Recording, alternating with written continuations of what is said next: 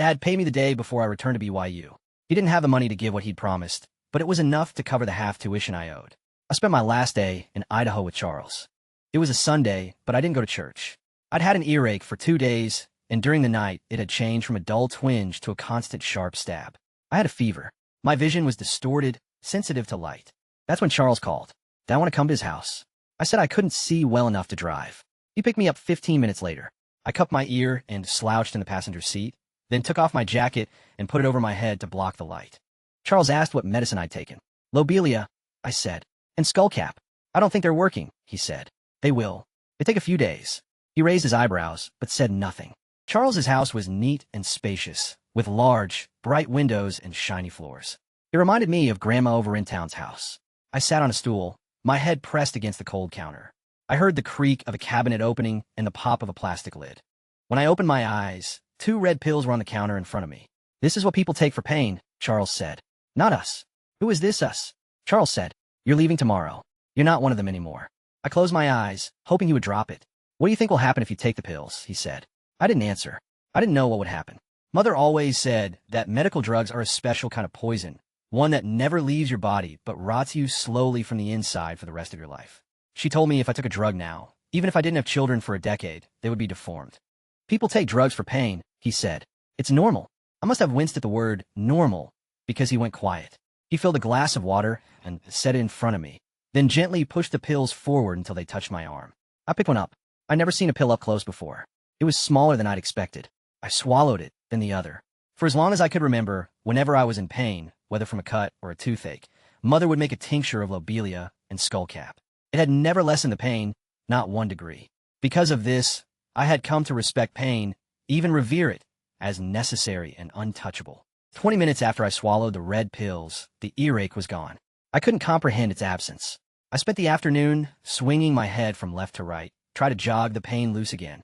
I thought if I could shout loudly enough or move quickly enough, perhaps the earache would return and I would know the medicine had been a sham after all. Charles watched in silence, but he must have found my behavior absurd, especially when I began to pull on my ear, which still ached dully, so I could test the limits of this strange witchcraft. Mother was supposed to drive me to BYU the next morning, but during the night, she was called to deliver a baby. There was a car sitting in the driveway, a Kia Cephia Dad had bought from Tony a few weeks before. The keys were in the ignition. I loaded my stuff into it and drove it to Utah, figuring the car would just about make up for the money Dad owed me. I guess he figured that, too, because he never said a word about it. I moved into an apartment half a mile from the university. I had new roommates. Robin was tall and athletic, and the first time I saw her, she was wearing running shorts that were much too short, but I didn't gape at her. When I met Jenny, she was drinking a Diet Coke.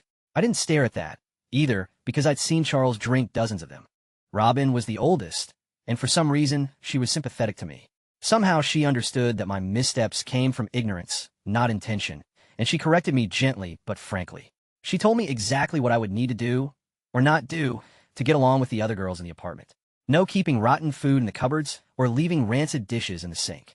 Robin explained this at an apartment meeting. When she'd finished, another roommate, Megan, cleared her throat. I'd like to remind everyone to wash their hands after they use the bathroom, she said. And not just with water, but with soap. Robin rolled her eyes. I'm sure everyone here washes their hands. That night, after I left the bathroom, I stopped at the sink in the hall and washed my hands. With soap. The next day was the first day of class.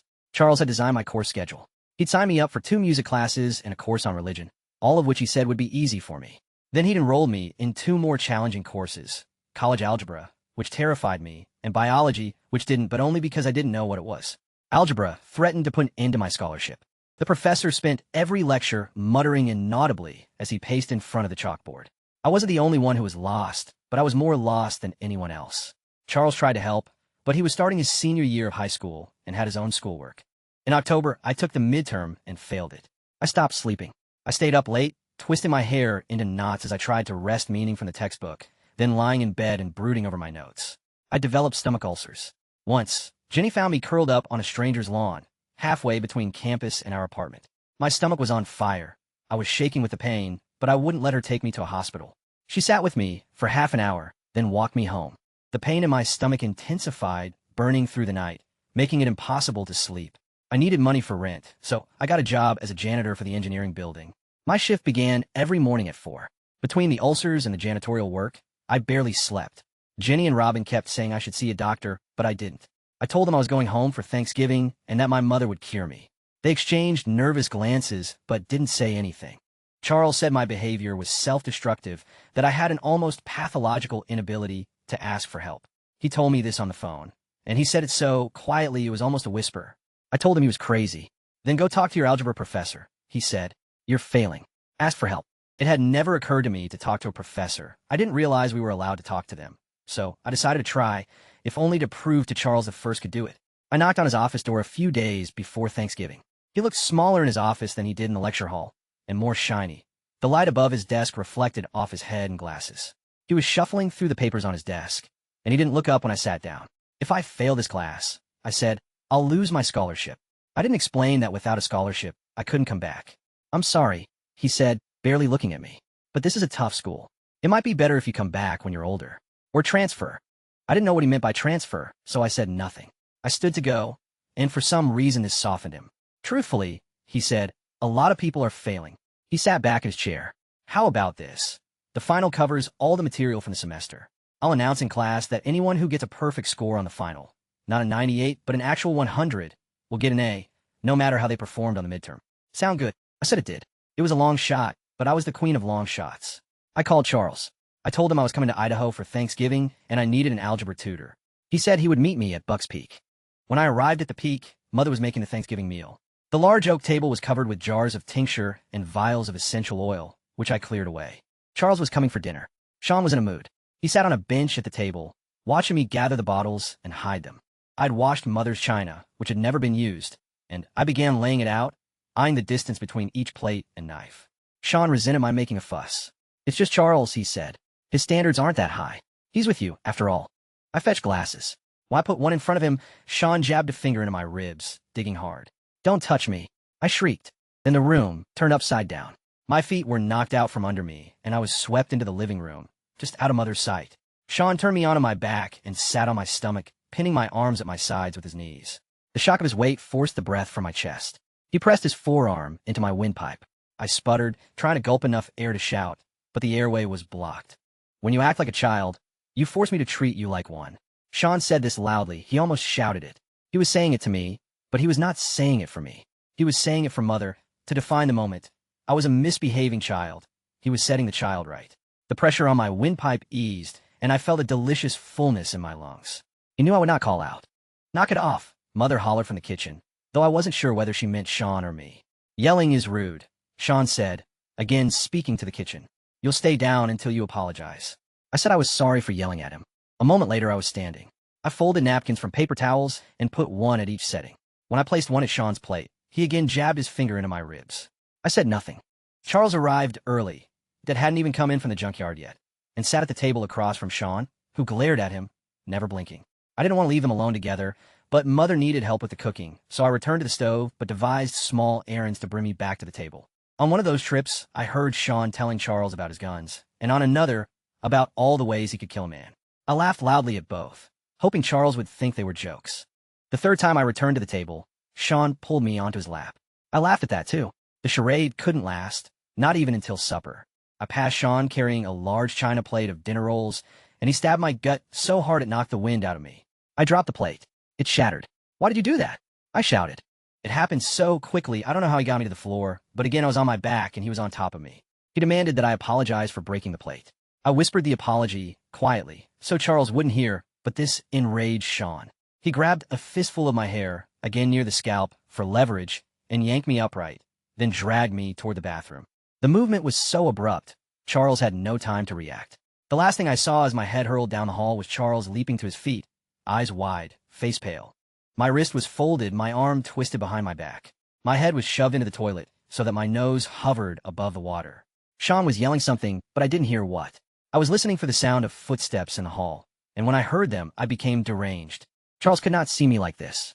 He could not know that for all my pretenses, my makeup, my new clothes, my China Place settings, this is who I was.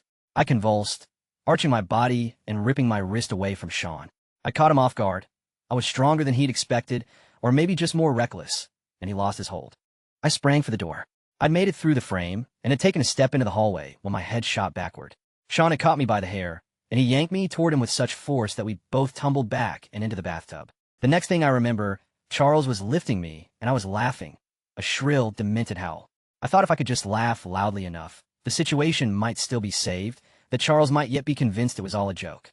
Tears streamed from my eyes. My big toe was broken, but I kept cackling. Sean stood in the doorway looking awkward. "Are you okay?" Charles kept saying. "Of course I am. Sean is so funny."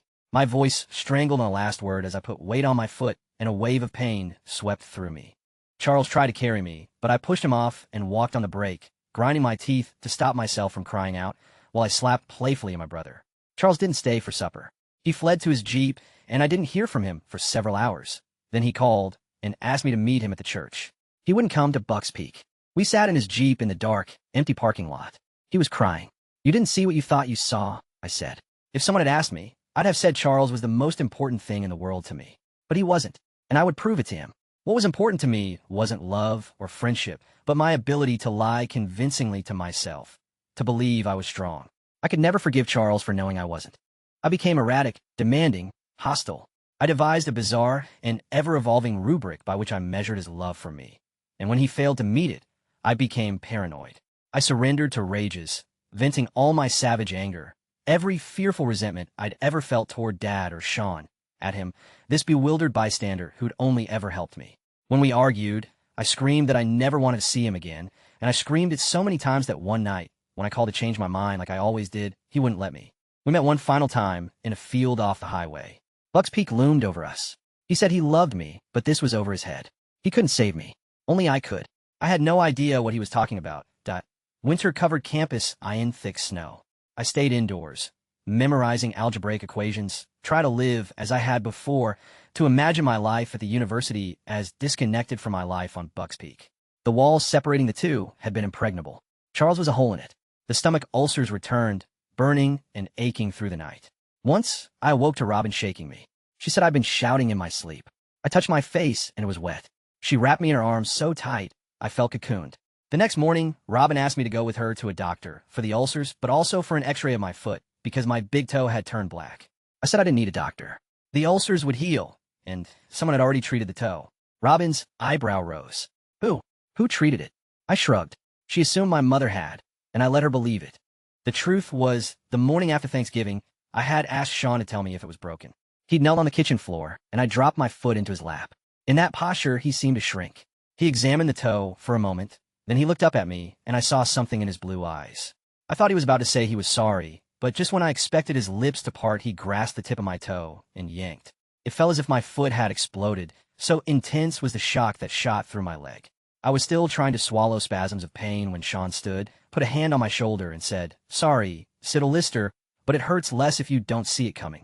A week after Robin asked to take me to the doctor, I again awoke to her shaking me. She gathered me up and pressed me to her, as if her body could hold me together, could keep me from flying apart. "I think you need to see the bishop," she said the next morning. "I'm fine," I said, making a cliché of myself the way not fine people do. "I just need sleep." Soon after, I found a pamphlet for the university counseling service on my desk. I barely looked at it, just knocked it into the trash. I could not see a counselor.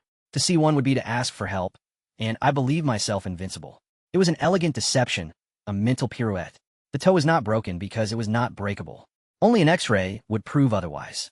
Thus, the x-ray would break my toe. My algebra final was swept up in this superstition. In my mind, it acquired a kind of mystical power.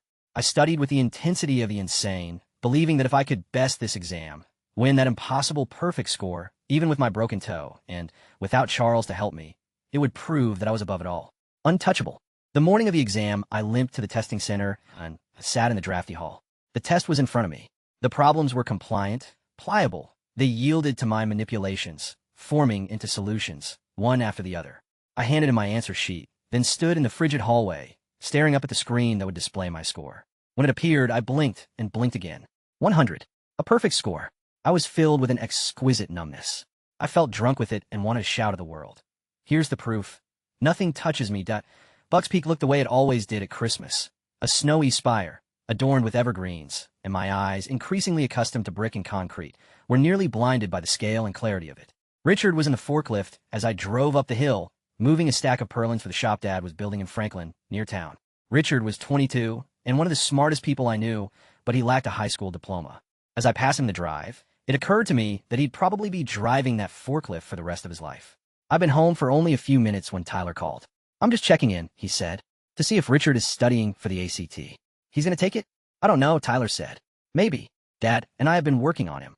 Dad, Tyler laughed. Yeah, Dad. He wants Richard to go to college. I thought Tyler was joking until an hour later when we sat down at dinner. We'd only just started eating when Dad, his mouth full of potatoes, said, Richard, I'll give you next week off, paid, if you'll use it to study them books. I waited for an explanation. It was not long in coming. Richard is a genius, Dad told me a moment later, winking. He's 5 times smarter than that Einstein was. He can disprove all them socialist theories and godless speculations. He's gonna get down there and blow up the whole damn system. Dad continued with his raptures, oblivious to the effect he was having on his listeners. Sean slumped on a bench, his back against the wall, his face tilted toward the floor. To look at him was to imagine a man cut from stone. So heavy did he seem, so void of motion. Richard was the miracle son, the gift from God, the Einstein to disprove Einstein. Richard would move the world. Sean would not. He'd lost too much of his mind when he'd fallen off that pallet. One of my father's sons would be driving the forklift for the rest of his life, but it wouldn't be Richard. Richard looked even more miserable than Sean.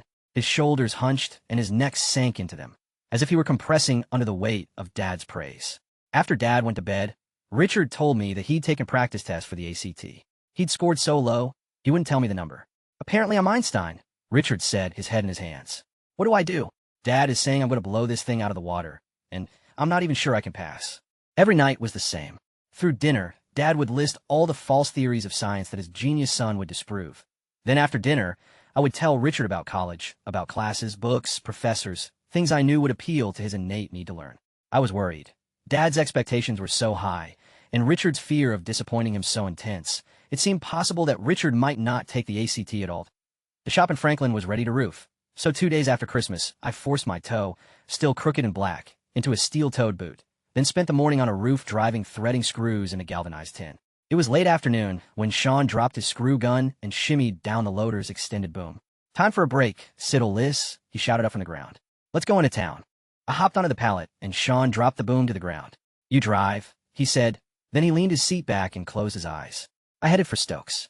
I remember strange details about the moment we pulled into the parking lot. The smell of oil floating up from our leather gloves, the sandpaper feel of dust on my fingertips, and Sean grinning at me from the passenger seat. Through the city of cars, I spy one, a red Jeep. Charles.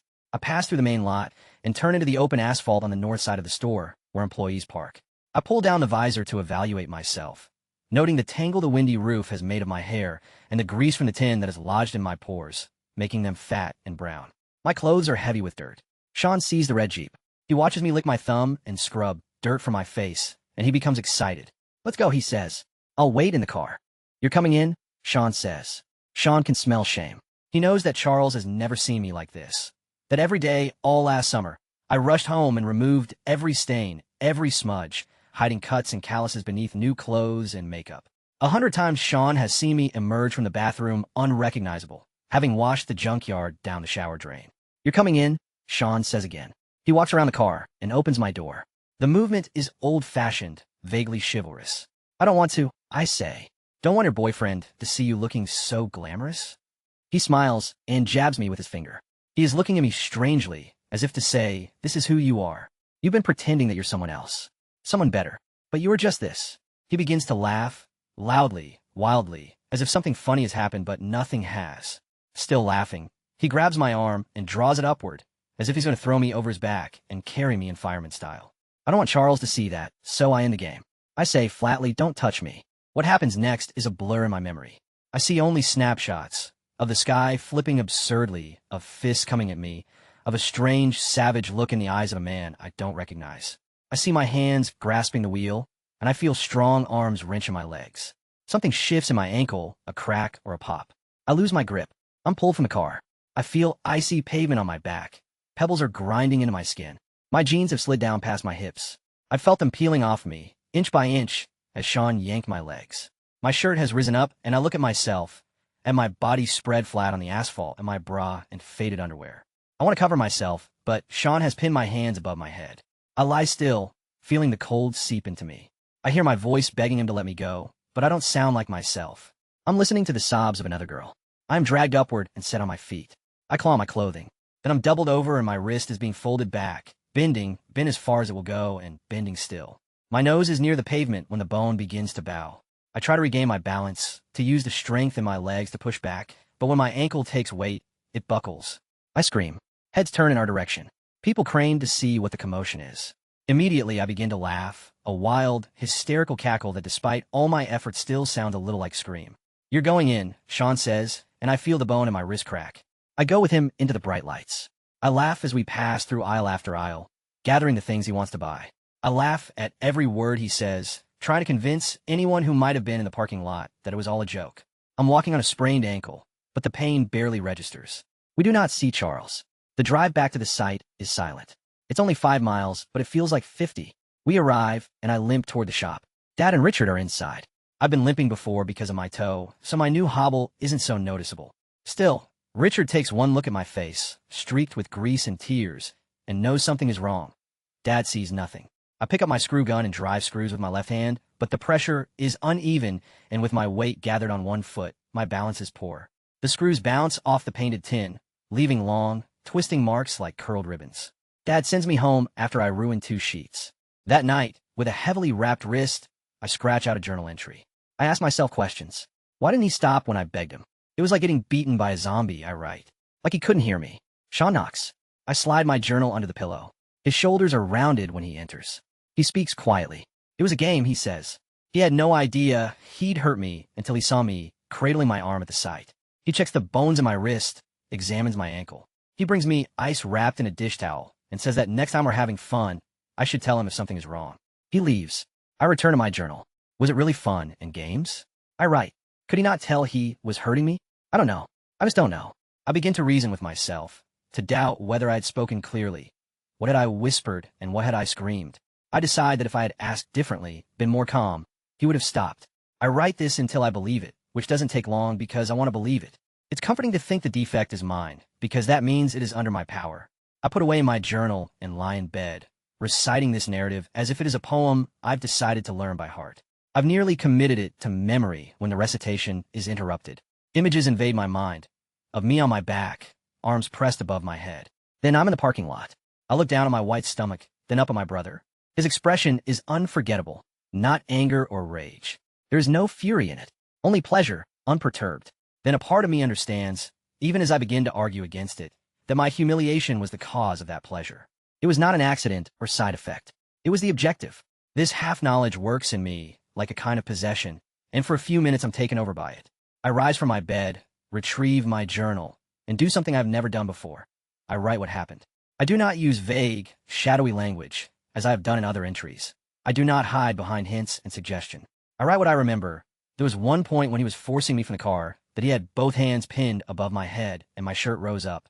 I asked him to let me fix it, but it was like he couldn't hear me. He just stared at it like a great big jerk. It's a good thing I'm as small as I am. If I was larger, at that moment, I would have torn him apart. I don't know what you've done to your wrist, Dad told me the next morning, but you're no good on the crew like that. You might as well head back to Utah.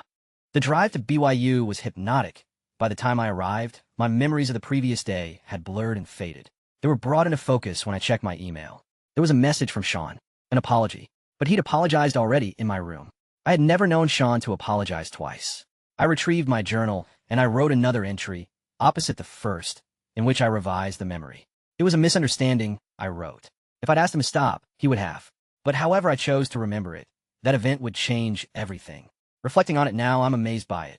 Not by what happened, but that I wrote what happened. That from somewhere inside that brittle shell, in that girl made vacant by the fiction of invincibility, there was a spark left. The words of the second entry would not obscure the words of the first. Both would remain, my memories set down alongside his. There was a boldness in not editing for consistency, in not ripping out either the one page or the other. To admit uncertainty is to admit to weakness, to powerlessness, and to believe in yourself despite both. It is a frailty, but in this frailty there is a strength, the conviction to live in your own mind, and not in someone else's. I have often wondered if the most powerful words I wrote that night came not from anger or rage, but from doubt. I don't know. I just don't know. Not knowing for certain. But refusing to give way to those who claim certainty was a privilege I had never allowed myself. My life was narrated for me by others. Their voices were forceful, emphatic, absolute. It had never occurred to me that my voice might be as strong as theirs. On Sunday, a week later, a man at church asked me to dinner. I said no. It happened a second time a few days later with a different man. Again, I said no. I couldn't say yes. I didn't want either of them anywhere near me. Word reached the bishop that there was a woman in his flock who was set against marriage. His assistant approached me after the Sunday service and said I was wanted in the bishop's office. My wrist was still tender when I shook the bishop's hand. He was a middle-aged man with a round face and dark, neatly parted hair. His voice was soft like satin. He seemed to know me before I even opened my mouth. In a way he did. Robin had told him plenty. He said I should enroll in the university counseling service so that one day I might enjoy an eternal marriage to a righteous man. He talked, and I sat, wordless as a brick. He asked about my family. I didn't answer. I had already betrayed them by failing to love them as I should. The least I could do was stay silent. Marriage is God's plan, the bishop said, then he stood. The meeting was over. He asked me to return the following Sunday. I said I would, but knew I wouldn't. My body felt heavy as I walked to my apartment. All my life, I had been taught that marriage was God's will, that to refuse it was a kind of sin. I was in defiance of God. And yet, I didn't want to be. I wanted children, my own family, but even as I longed for it, I knew I would never have it. I was not capable. I could not be near any man without despising myself. I had always scoffed at the word whore. It sounded guttural and outmoded even to me. But even though I silently mocked Sean for using it, I had come to identify with it. That it was old-fashioned only strengthened the association because it meant I usually only heard the word in connection with myself. Once when I was 15, after I'd started wearing mascara and lip gloss, Sean had told Dad that he'd heard rumors about me in town, that I had a reputation. Immediately, Dad thought I was pregnant. He should never have allowed those plays in town. He screamed at Mother. Mother said I was trustworthy, modest. Sean said no teenage girl was trustworthy, and that in his experience, those who seemed pious were sometimes the worst of all. I sat on my bed, knees pressed to my chest, and listened to them shout. Was I pregnant? I wasn't sure. I considered every interaction I'd had with a boy, every glance, every touch. I walked to the mirror and raised my shirt, then ran my fingers across my abdomen, examining it inch by inch and thought maybe I had never kissed a boy. I had witnessed birth, but I'd been given none of the facts of conception. While my father and brother shouted, ignorance kept me silent. I couldn't defend myself because I didn't understand the accusation. Days later, when it was confirmed that I was not pregnant, I evolved a new understanding of the word whore, one that was less about actions and more about essence. It was not that I had done something wrong so much as that I existed in the wrong way. There was something impure in the fact of my being.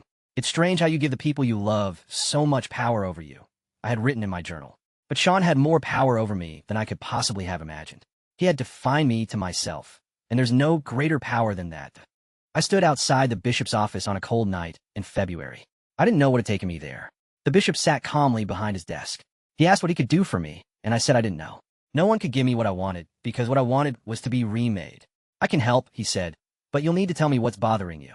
His voice was gentle, and that gentleness was cruel. I wished he would yell. If he yelled, it would make me angry, and when angry I felt powerful. I didn't know if I could do this without feeling powerful. I cleared my throat, then talked for an hour. The bishop and I met every Sunday until spring. To me, he was a patriarch with authority over me, but he seemed to surrender that authority the moment I passed through his door. I talked, and he listened, drawing the shame from me like a healer draws infection from a wound. When the semester ended, I told him I was going home for the summer. I was out of money. I couldn't pay rent. He looked tired when I told him that. He said, "Don't go home, Tara. The church will pay your rent." I didn't want the church's money. I'd made the decision. The bishop made me promise only one thing, that I wouldn't work for my father. My first day in Idaho, I got my old job back at Stokes. Dad scoffed, said I'd never earn enough to return to school. He was right, but the bishop had said God would provide a way, and I believed it.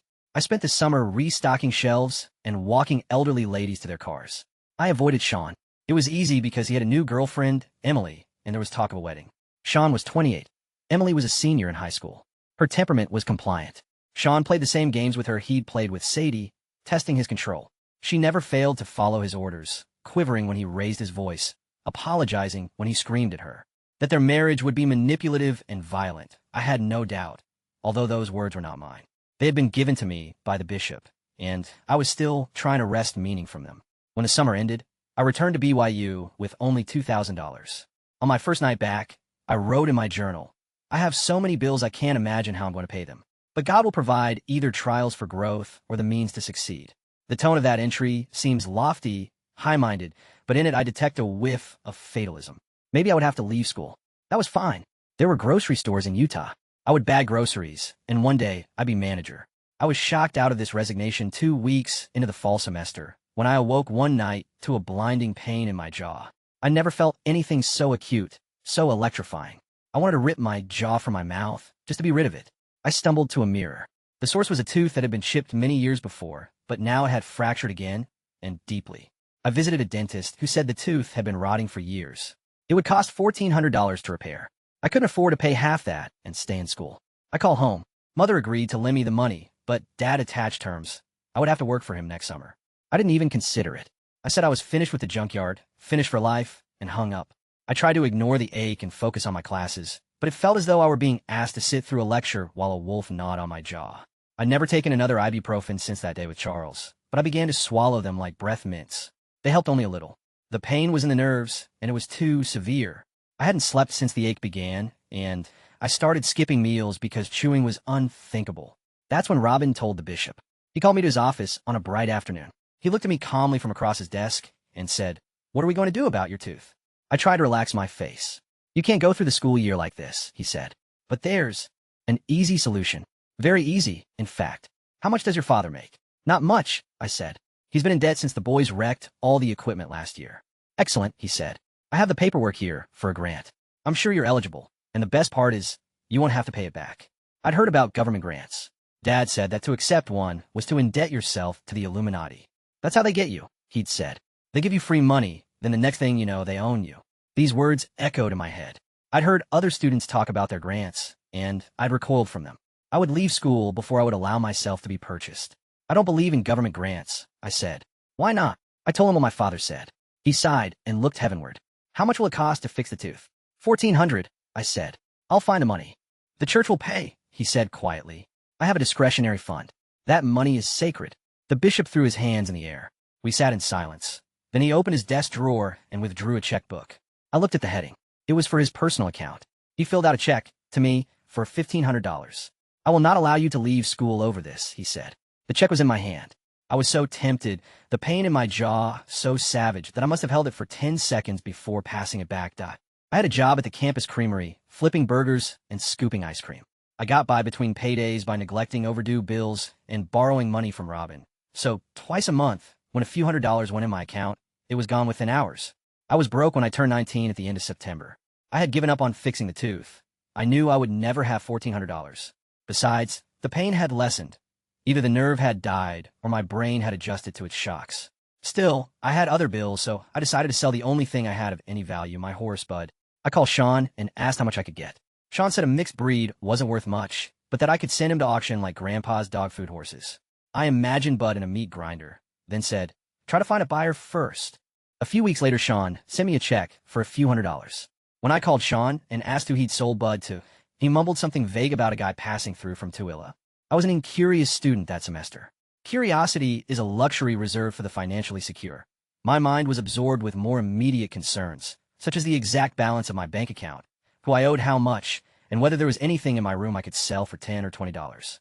I submitted my homework and studied for my exams, but I did so out of terror of losing my scholarship should my GPA fall a single decimal, not from real interest in my classes. In December, after my last paycheck of the month, I had $60 in my account. Rent was $110, due January 7th. I needed quick cash. I'd heard there was a clinic near the mall that paid people for plasma. A clinic sounded like a part of the medical establishment, but I reasoned that as long as they were taking things out, not putting anything in, I'd be okay. The nurse stabbed at my veins for 20 minutes, then said they were too small. I bought a tank of gas with my last $30 and drove home for Christmas. On Christmas morning, Dad gave me a rifle. I didn't take it out of the box, so I have no idea what kind. I asked Sean if he wanted to buy it off me, but Dad gathered it up and said he'd keep it safe. That was it then. There was nothing left to sell, no more childhood friends or Christmas presents. It was time to quit school and get a job. I accepted that. My brother Tony was living in Las Vegas, working as a long-haul trucker, so on Christmas Day I called him. He said I could live with him for a few months and work at the In-N-Out Burger across the street. I hung up and was walking down the hall, wishing I'd asked Tony if he could lend me the money to get to Vegas, when a gruff voice called to me. "Hey, Siddle Lister, come here a minute." Sean's bedroom was filthy. Dirty clothes littered the floor, and I could see the butt of a handgun poking out from under a pile of stained T-shirts. The bookshelves strained under boxes of ammo and stacks of Louis L'Amour paperbacks. Sean was sitting on the bed, his shoulders hunched, his legs bowed outward. He looked as if he'd been holding that posture for some time, contemplating the squalor. He let out a sigh, then stood and walked toward me, lifting his right arm. I took an involuntary step back, but he had only reached into his pocket. He pulled out his wallet, opened it, and extracted a crisp $100 bill. "Merry Christmas," he said. "You won't waste this like I will." I believed that $100 was a sign from God. I was supposed to stay in school. I drove back to BYU and pay my rent. Then, because I knew I wouldn't be able to pay in February, I took a second job as a domestic cleaner, driving 20 minutes north 3 days a week to scrub expensive homes in Draper. The bishop and I were still meeting every Sunday. Robin had told him that I hadn't bought my textbooks for the semester. "This is ridiculous," he said. "Apply for the grant. You're poor. That's why these grants exist." My opposition was beyond rational. It was visceral. "I make a lot of money," the bishop said. "I pay a lot of taxes. Just think of it as my money." He had printed out the application forms, which he gave to me. "Think about it. You need to learn to accept help, even from the government." I took the forms. Robin filled them out. I refused to send them. "Just get the paperwork together," she said. "See how it feels." I needed my parents' tax returns. I wasn't even sure my parents filed taxes, but if they did, I knew Dad wouldn't give them to me if he knew why I wanted them. I thought up a dozen fake reasons for why I might need them, but none were believable. I pictured the returns sitting in the large gray filing cabinet in the kitchen. Then I decided to steal them. I left for Idaho just before midnight, hoping I would arrive at around 3 in the morning and the house would be quiet. When I reached the peak, I crept up the driveway, wincing each time a bit of gravel snapped beneath my tires. I eased the car door open noiselessly, then padded across the grass and slipped through the back door, moving silently through the house, reaching my hand out to feel my way to the filing cabinet. I had only made it a few steps when I heard a familiar clink. "Don't shoot," I shouted. "It's me." "Ooh." I flipped the light switch and saw Sean sitting across the room, pointing a pistol at me. He lowered it. "I thought you were someone else." "Obviously," I said. We stood awkwardly for a moment, then I went to bed. The next morning, after Dad left for the junkyard, I told Mother one of my fake stories about BYU needing her tax returns. She knew I was lying.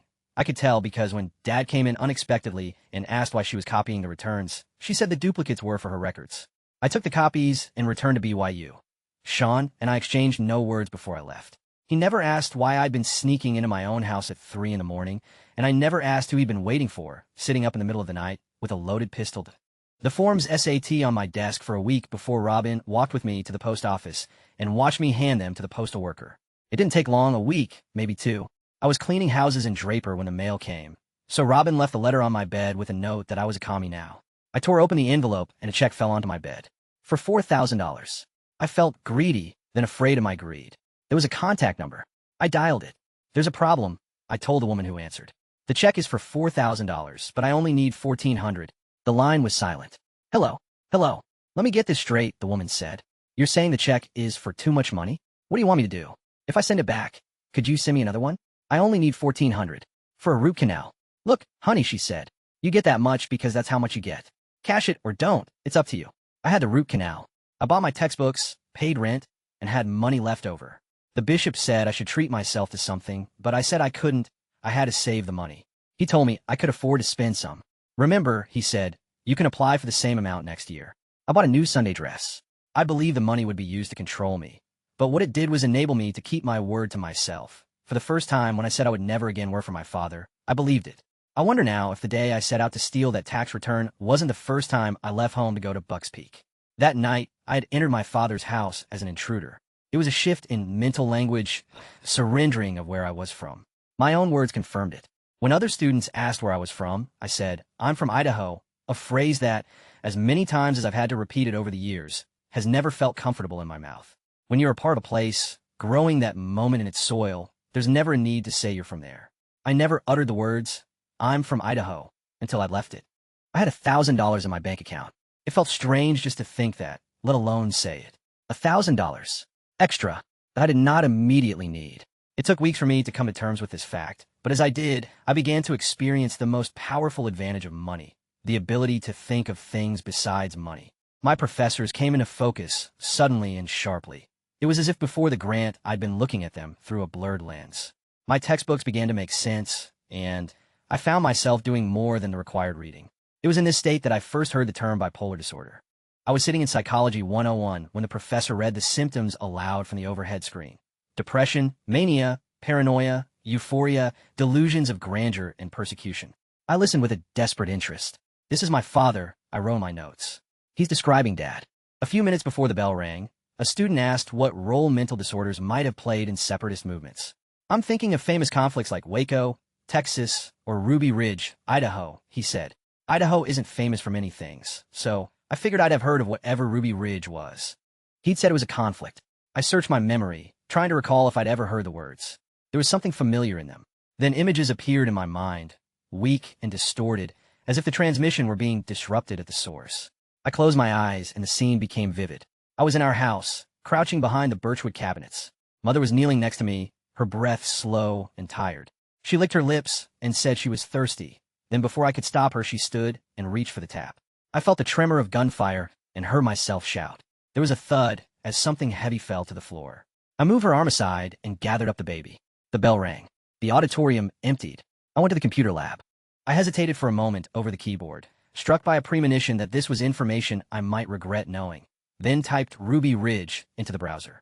According to Wikipedia, Ruby Ridge was the site of a deadly standoff between Randy Weaver and a number of federal agencies, including the U.S. Marshal Service and the FBI.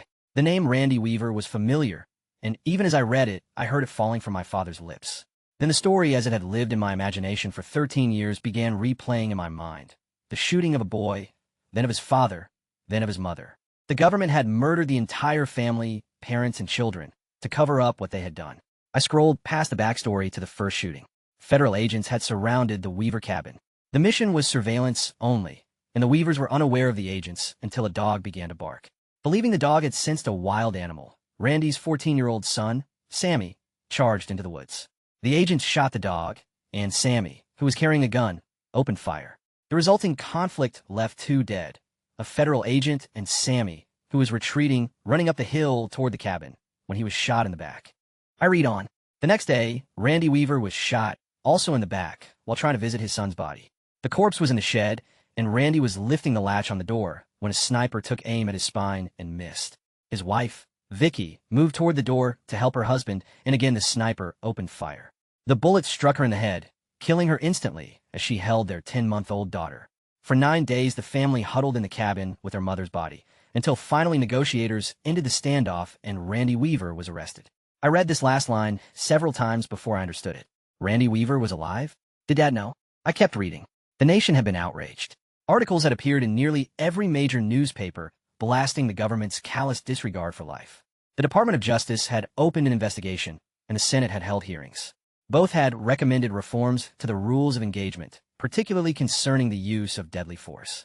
The Weavers had filed a wrongful death suit for $200 million, but settled out of court when the government offered Vicky's 3 daughters $1 million each. Randy Weaver was awarded $100,000 and all charges, except 2 related to court appearances, were dropped. Randy Weaver had been interviewed by major news organizations and had even co-written a book with his daughter. He now made his living speaking at gun shows. If it was a cover-up, it was a very bad one. There had been media coverage, official inquiries, oversight. Wasn't that the measure of a democracy? There was one thing I still didn't understand. Why had federal agents surrounded Randy Weaver's cabin in the first place? Why had Randy been targeted? I remember Dad saying it could just as easy be us. Dad was always saying that one day the government would come after folks who resisted its brainwashing, who didn't put their kids in school. For 13 years, I'd assumed that this was why the government had come for Randy, to force his children into school. I returned to the top of the page and read the whole entry again, but this time I didn't skip the backstory.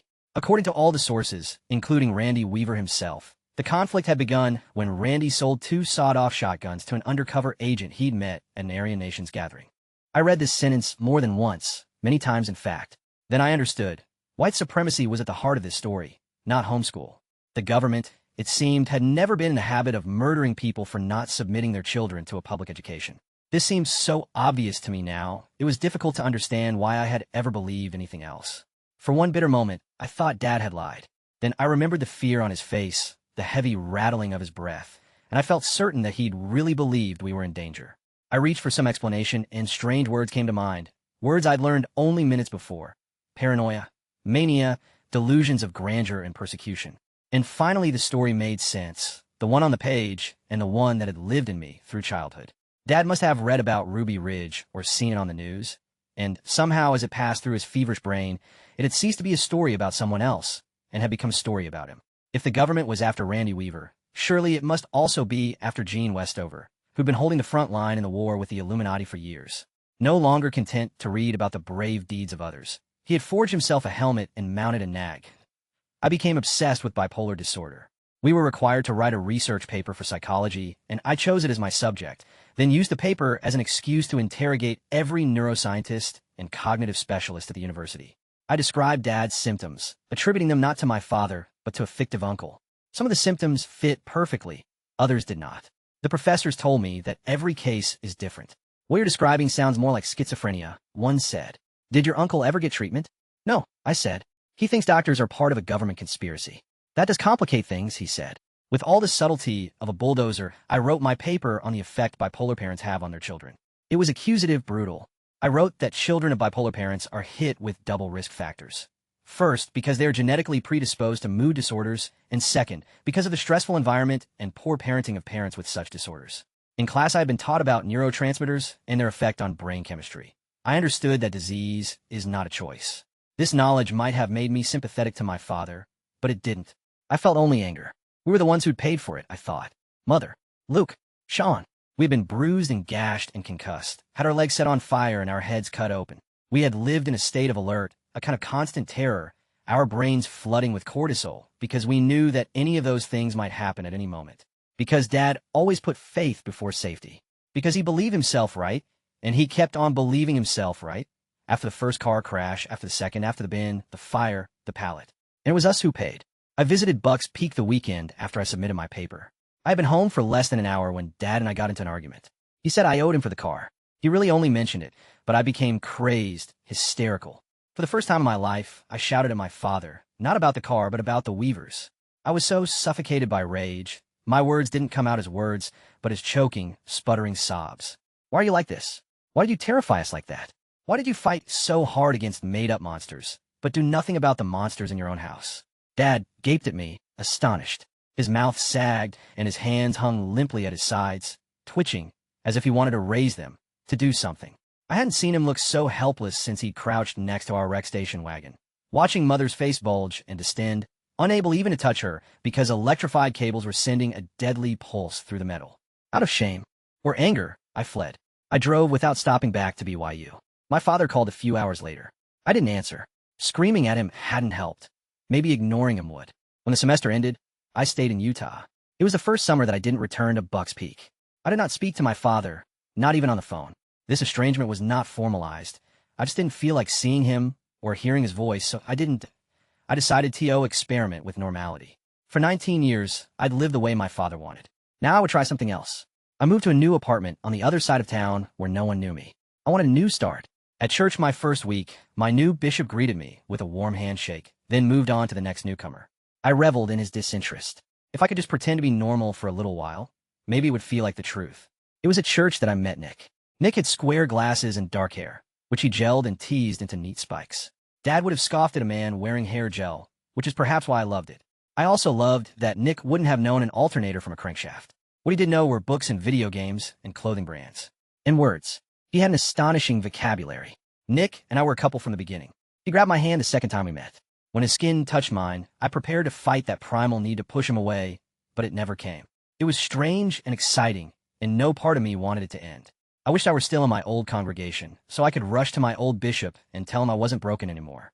I overestimated my progress. I was so focused on what was working, I didn't notice what wasn't. We'd been together a few months, and I'd spent many evenings with his family before I ever said a word about mine. I did it without thinking, casually mentioned one of Mother's oils when Nick said he had an ache in his shoulder. He was intrigued. He'd been waiting for me to bring them up, but I was angry at myself for the slip and didn't let it happen again. I began to feel poorly toward the end of May. A week passed in which I could hardly drag myself to my job, an internship at a law firm. I slept from early evening until late morning, then yawned through the day. My throat began to ache and my voice dropped, roughening into a deep crackle, as if my vocal cords had turned to sandpaper. At first, Nick was amused that I wouldn't see a doctor, but as the illness progressed, his amusement turned to worry, then confusion. I blew him off. It's not that serious, I said. I'd go if it were serious. Another week passed. I quit my internship and began sleeping through the days as well as the nights. One morning, Nick showed up unexpectedly. "We're going to the doctor," he said. I started to say I wouldn't go, but then I saw his face. He looked as though he had a question, but knew there was no point in asking it. The tense line of his mouth, the narrowing of his eyes. This is what distrust looks like, I thought. Given the choice between seeing an evil socialist doctor and admitting to my boyfriend that I believed doctors were evil socialists, I chose to see the doctor. I'll go today, I said. I promise. But I'd rather go alone. Fine, he said. He left, but now I had another problem. I didn't know how to go to a doctor. I called a friend from class and asked if she'd drive me. She picked me up an hour later, and I watched, perplexed, as she drove right past the hospital a few blocks from my apartment. She took me to a small building north of campus, which she called a clinic. I tried to feign nonchalance, act as though I'd done this before, but as we crossed the parking lot, I felt as though Mother were watching me. I didn't know what to say to the receptionist. My friend attributed my silence to my throat and explained my symptoms. We were told to wait. Eventually, a nurse led me to a small white room where she weighed me, took my blood pressure, and swabbed my tongue. Sore throats this severe were usually caused by strep bacteria or the monovirus, she said. They would know in a few days. When the results came back, I drove to the clinic alone. A balding, middle-aged doctor gave me the results. Congratulations, he said. You're positive for strep and mono. Only person I've seen in a month to get both. Both? I whispered. How can I have both? Very, very bad luck, he said. I can give you penicillin for the strep, but there's not much I can do for the mono. You'll have to wait it out. Still, once we've cleared out the strep, you should feel better. The doctor asked a nurse to bring some penicillin. We should start you on the antibiotics right away, he said. I held the pills in my palm and was reminded of that afternoon when Charles had given me ibuprofen.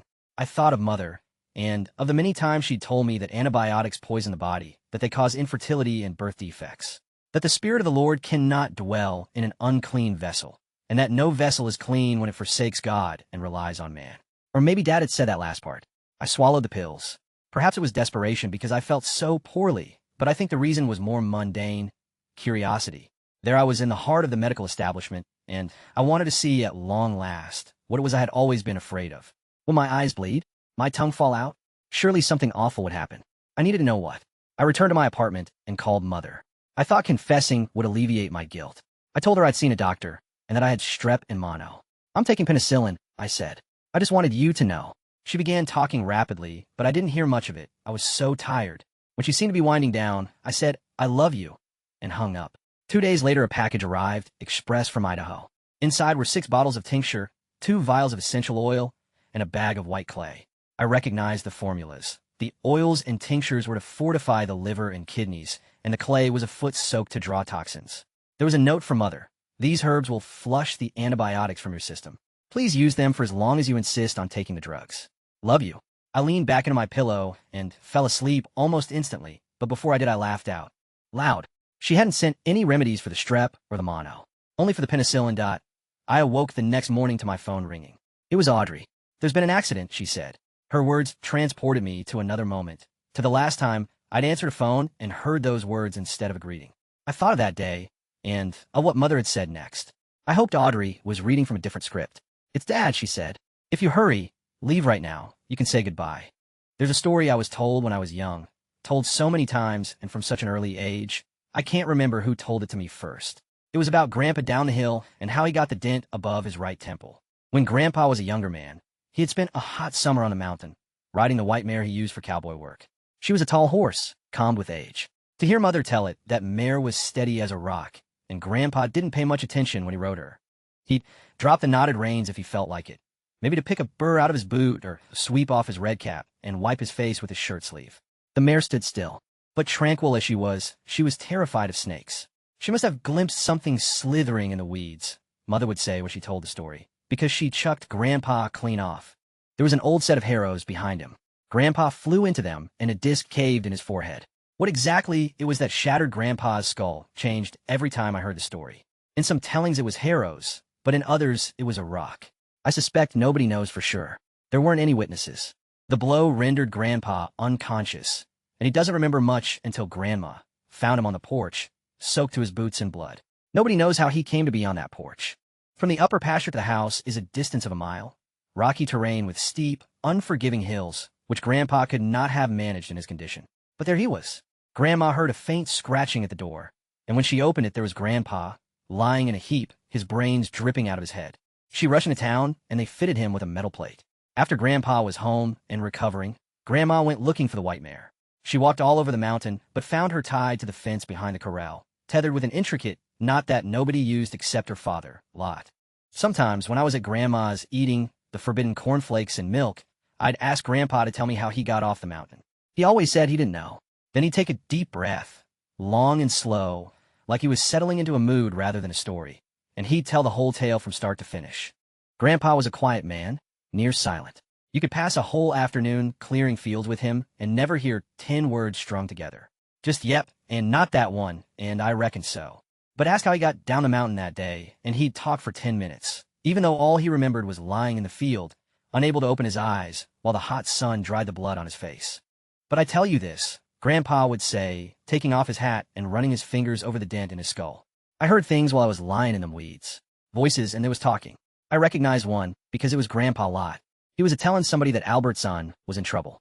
It was Lot saying that. I know it sure as I know I'm standing here. Grandpa's eyes would shine a bit.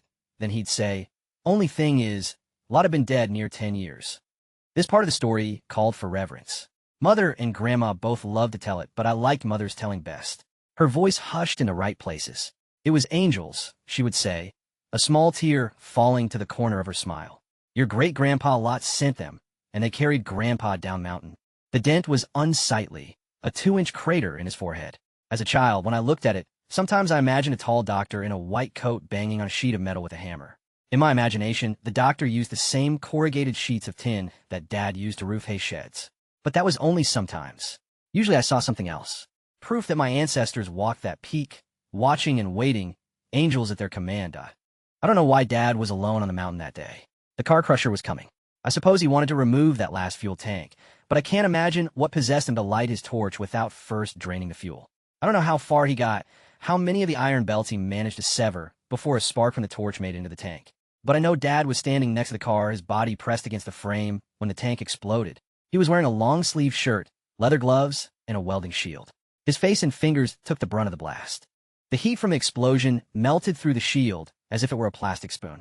The lower half of his face liquefied. The fire consumed plastic, then skin, then muscle.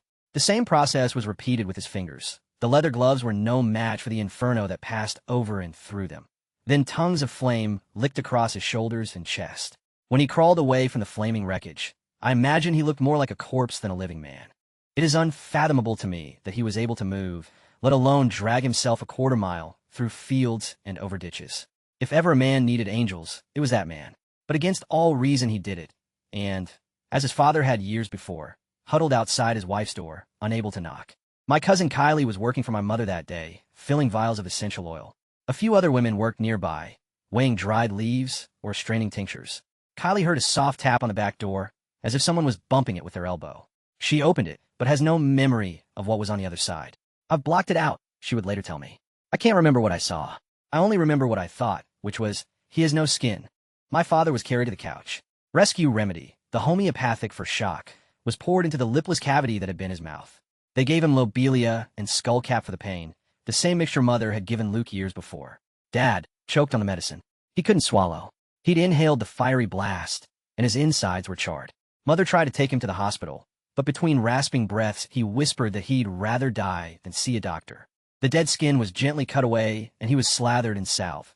The same salve Mother had used on Luke's leg years before, from his waist to the tip of his head, then bandaged.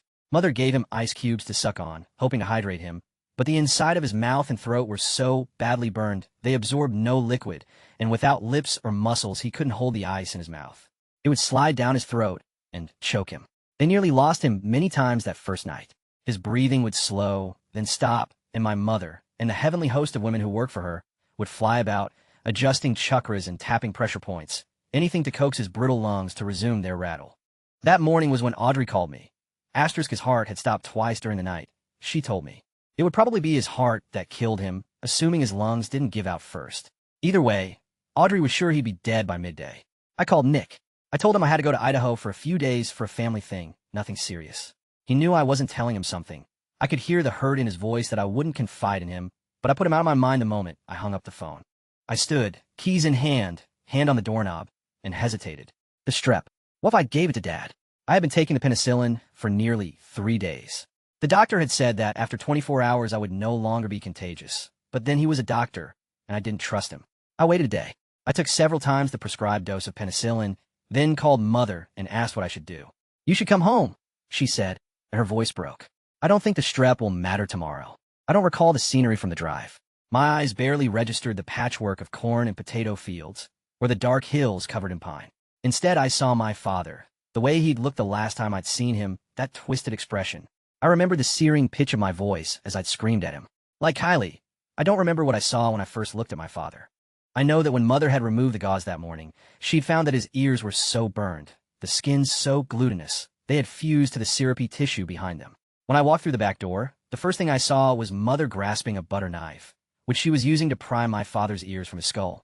I can still picture her gripping the knife, her eyes fixed, focused, but where my father should be, there's an aperture in my memory. The smell in the room was powerful, of charred flesh, and of comfrey, mullein, and plantain. I watched Mother and Audrey change his remaining bandages. They began with his hands. His fingers were slimy, coated in a pale ooze that was either melted skin or pus. His arms were not burned, and neither were his shoulders or back, but a thick swath of gauze ran over his stomach and chest. When they removed it, I was pleased to see large patches of raw, angry skin. There were a few craters from where the flames must have concentrated in jets.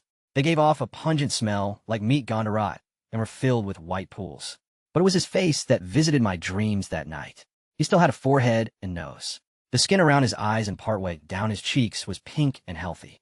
But below his nose, nothing was where it should be. Red, mangled, sagging, it looked like a plastic drama mask that had been held too close to a candle. Dad hadn't swallowed anything, no food, no water, for nearly 3 days. Mother called a hospital in Utah and begged them to give her $4. "I need to hydrate him," she said. "He'll die if he doesn't get water." The doctor said he would send a chopper that very minute, but Mother said no. "Then I can't help you," the doctor said. "You're going to kill him, and I want no part of it." Mother was beside herself. In a final, desperate act, she gave Dad an enema, pushing the tube in as far as she dared, trying to flush enough liquid through his rectum to keep him alive. She had no idea if it would work, if there was even an organ in that part of the body to absorb the water, but it was the only orifice that hadn't been scorched. I slept on the living room floor that night, so I could be there in the room when we lost him. I awoke several times to gasps and flights of movements and murmurs that had happened again. He'd stopped breathing. Once, an hour before dawn, his breath left him, and I was sure it was the end. He was dead and would not be raised. I rested my hand on a small patch of bandages while Audrey and Mother rushed around me, chanting and tapping. The room was not at peace, or maybe it's just that I wasn't. For years, my father and I had been locked in conflict, an endless battle of wills. I thought I had accepted our relationship for what it was. But in that moment, I realized how much I'd been counting on that conflict coming to an end, how deeply I believed in a future in which we would be a father and daughter at peace. I watched his chest, prayed for him to breathe, but he didn't. Then too much time had passed. I was preparing to move away, to let my mother and sister say goodbye, when he coughed, a brittle, rasping hack that sounded like crepe paper being crinkled. Then, like Lazarus reanimated, his chest began to rise and fall. I told Mother I was leaving. "Dad might survive," I said. "And if he does, strep can't be what kills him, Doc." Mother's business came to a halt. The women who worked for her stopped concocting tinctures and bottling oils and instead made vats of salve, a new recipe of comfrey, lobelia, and plantain that Mother had concocted specifically for my father. Mother smeared the salve over Dad's upper body twice a day. I don't remember what other treatments they used, and I don't know enough about the energy work to give an account. I know they went through 17 gallons of salve in the first 2 weeks, and that Mother was ordering gauze in bulk. Tyler flew in from Purdue. He took over from Mother, changing the bandages on Dad's fingers every morning, scraping away the layers of skin and muscle that had necrotized during the night. It didn't hurt. The nerves were dead. I scraped off so many layers, Tyler told me. I was sure that one morning I'd hit bone. Dad's fingers began to bow, bending unnaturally backward at the joint. This was because the tendons had begun to shrivel and contract. Tyler tried to curl Dad's fingers, to elongate the tendons and prevent the deformity from becoming permanent. But Dad couldn't bear the pain. I came back to Bucks Peak when I was sure the strep was gone. I sat by Dad's bed, dripping teaspoons of water into his mouth with a medical dropper and feeding him pureed vegetables, as if he were a toddler. He rarely spoke. The pain made it difficult for him to focus. He could hardly get through a sentence before his mind surrendered to it. Mother offered to buy him pharmaceuticals, the strongest analgesics she could get her hands on, but he declined them. This was the Lord's pain, he said, and he would feel every part of it. While I was away, I had scoured every video store within 100 miles until I'd found the complete box set of The Honeymooners. I held it up for Dad. He blinked to show me he'd seen it. I asked if he wanted to watch an episode. He blinked again. I pushed the first tape into the VCR and sat beside him, searching his warped face, listening to his soft whimpers. While on the screen, Alice Cramden outfoxed her husband again and again. Asterisk. It is possible that my timeline is off here by 1 or 2 days. According to some who were there, although my father was horribly burned, he did not seem in any real danger until the 3rd day, when the scabbing began, making it difficult to breathe. Dehydration compounded the situation. In this account, it was then that they feared for his life, and that is when my sister called me, only I misunderstood and assumed that the explosion had happened the day before. Dad didn't leave his bed for 2 months unless one of my brothers was carrying him. He peed in a bottle, and the enemas continued. Even after it became clear that he would live, we had no idea what kind of life it would be. All we could do was wait, and soon it felt as though everything we did was just another form of waiting. Waiting to feed him, waiting to change his bandages, waiting to see how much of our father would grow back. It was difficult to imagine a man like Dad, proud, strong, physical, permanently impaired. I wondered how he would adjust if Mother were forever cutting his food for him, if he could live a happy life if he wasn't able to grasp a hammer. So much had been lost. But mixed in with the sadness, I also felt hope. Dad had always been a hard man, a man who knew the truth on every subject and wasn't interested in what anybody else had to say. We listened to him, never the other way around. When he was not speaking, he required silence. The explosion transformed him from lecturer to observer. Speaking was difficult for him, because of the constant pain, but also because his throat was burnt. So he watched, he listened. He lay, hour after hour, day after day, his eyes alert, his mouth shut. Within a few weeks, my father, who years earlier had not been able to guess my age within half a decade, knew about my classes, my boyfriend, my summer job. I hadn't told him any of it, but he'd listened to the chatter between me and Audrey as we changed his bandages, and he'd remembered. I'd like to hear more about them classes, he rasped one morning near the end of the summer. It sounds real interesting. It felt like a new beginning. Dad was still bedridden when Sean and Emily announced their engagement. It was supper time, and the family was gathered around the kitchen table, when Sean said he guessed he'd marry Emily after all. There was silence while forks scraped plates. Mother asked if he was serious. He said he wasn't, that he figured he'd find somebody better before he actually had to go through with it. Emily sat next to him, wearing a warped smile. I didn't sleep that night. I kept checking the bolt on the door. The present seemed vulnerable to the past, as if it might be overwhelmed by it, as if I might blink, and when my eyes opened I would be 15. The next morning, Sean said he and Emily were planning a 20-mile horse ride to Bloomington Lake. I surprised both of us by saying I wanted to go. I felt anxious when I imagined all those hours in the wilderness with Sean, but I pushed the anxiety aside. There was something I had to do. 50 miles feels like 500 on a horse, particularly if your body is more accustomed to a chair than a saddle. When we arrived at the lake, Sean and Emily slipped nimbly off their horses and began to make camp. It was all I could do to unhitch Apollo's saddle and ease myself onto a fallen tree. I watched Emily set up the tent we were to share. She was tall and unthinkably slight, with long, straight hair so blonde it was nearly silver. We built a fire and sang campfire songs. We played cards. Then we went to our tents. I lay awake in the dark next to Emily, listening to the crickets. I was trying to imagine how to begin the conversation, how to tell her she shouldn't marry my brother, when she spoke. I want to talk to you about Sean, she said. I know he's got some problems.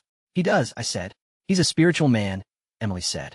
God has given him a special calling, to help people. He told me how he helped Sadie, and how he helped you. He didn't help me. I wanted to say more, to explain to Emily what the bishop had explained to me. But they were his words, not mine.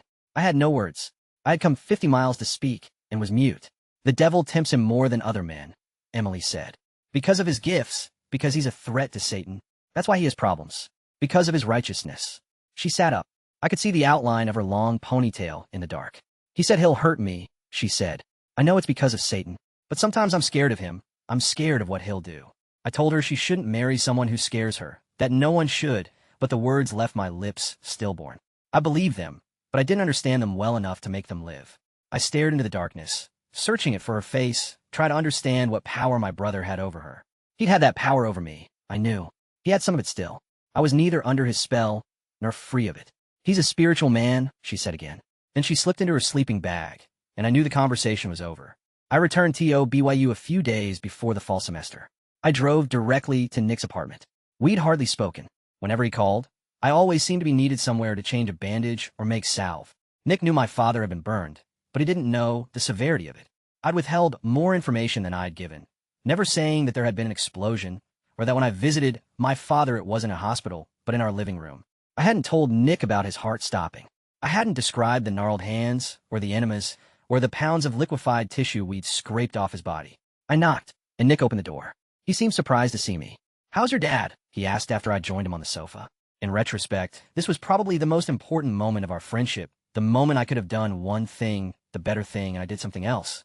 It was the first time I'd seen Nick since the explosion. I might have told him everything right then, that my family didn't believe in modern medicine, that we were treating the burn at home with salves and homeopathy, that it had been terrifying, worse than terrifying, that for as long as I lived, I would never forget the smell of charred flesh. I could have told him all that, could have surrendered the weight, let the relationship carry it and grow stronger. Instead, I kept the burden for myself, and my friendship with Nick, already anemic, underfed, and underused, dwindled in obsolescence.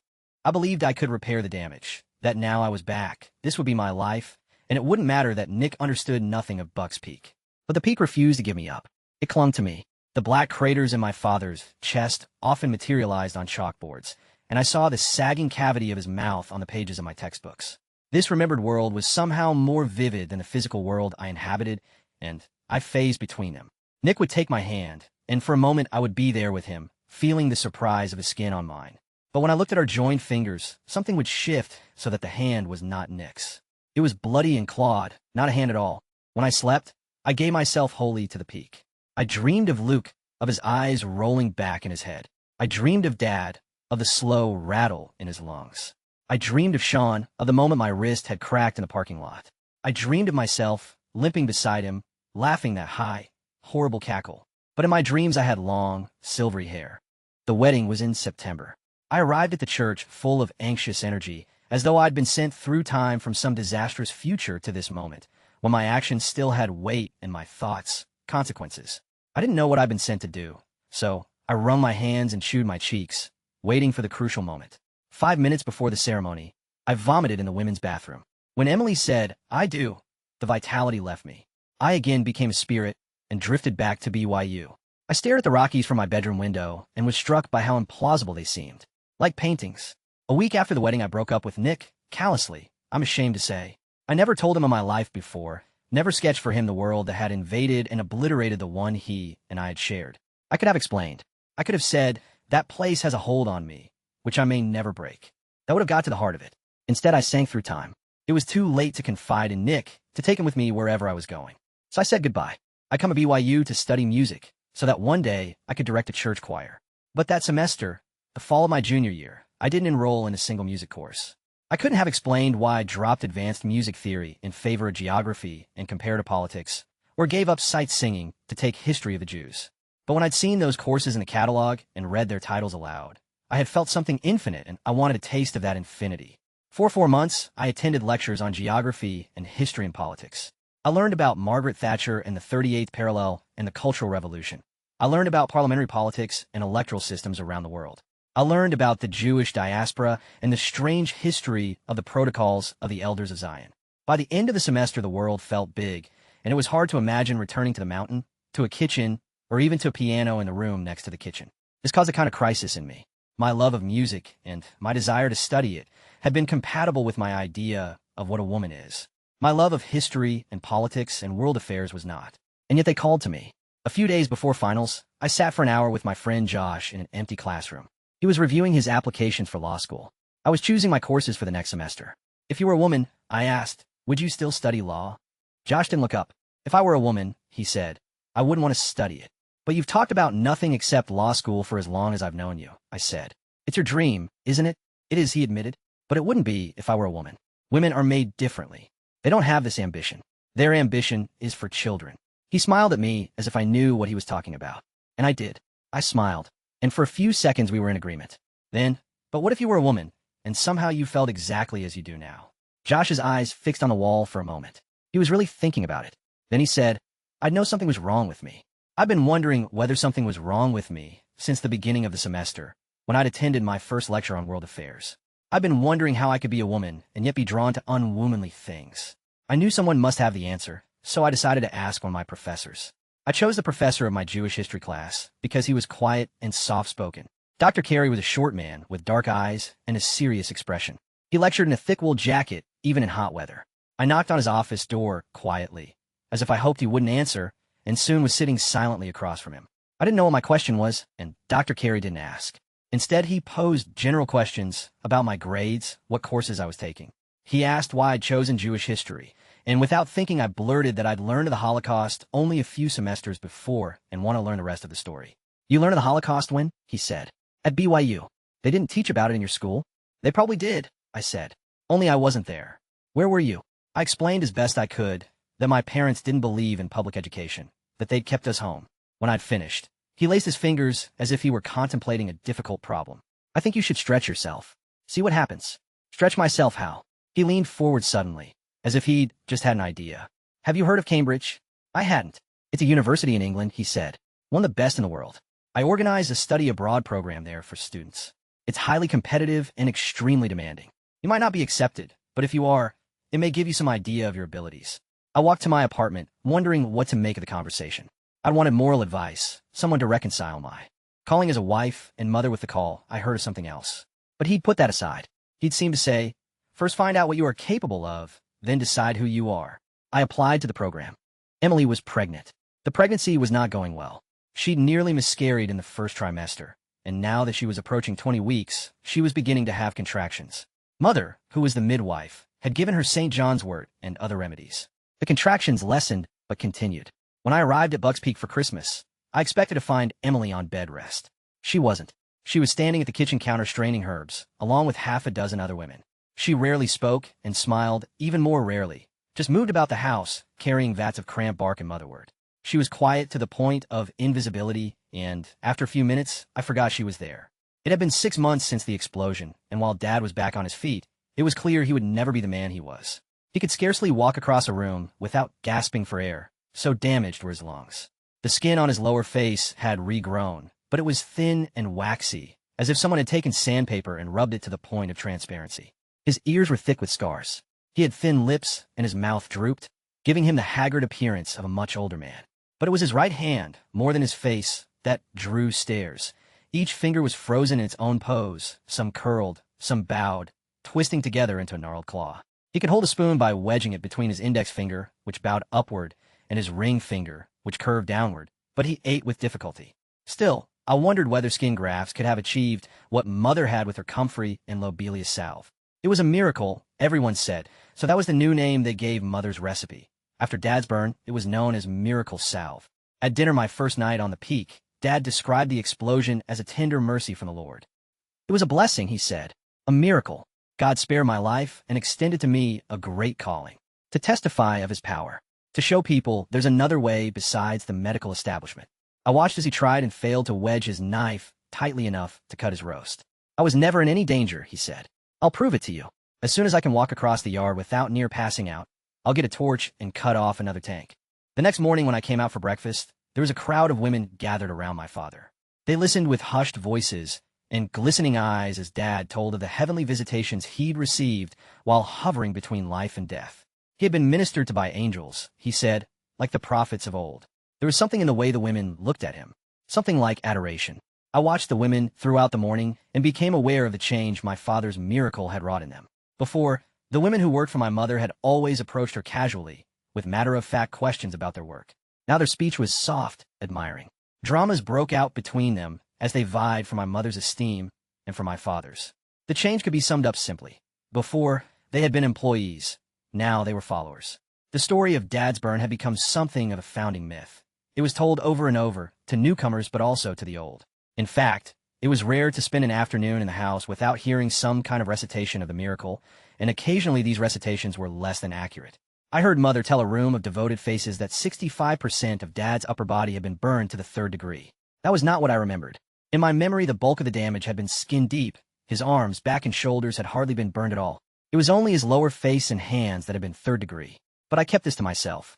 For the first time, my parents seemed to be of one mind. Mother no longer moderated Dad's statements after he left the room, no longer quietly gave her own opinion. She had been transformed by the miracle, transformed into him. I remembered her as a young midwife, so cautious, so meek about the lives over which she had such power. There was little of that meekness in her now. The Lord himself guided her hands, and no misfortune would occur except by the will of God. A few weeks after Christmas, the University of Cambridge wrote to Dr. Carey, rejecting my application. The competition was very steep, Dr. Carey told me when I visited his office.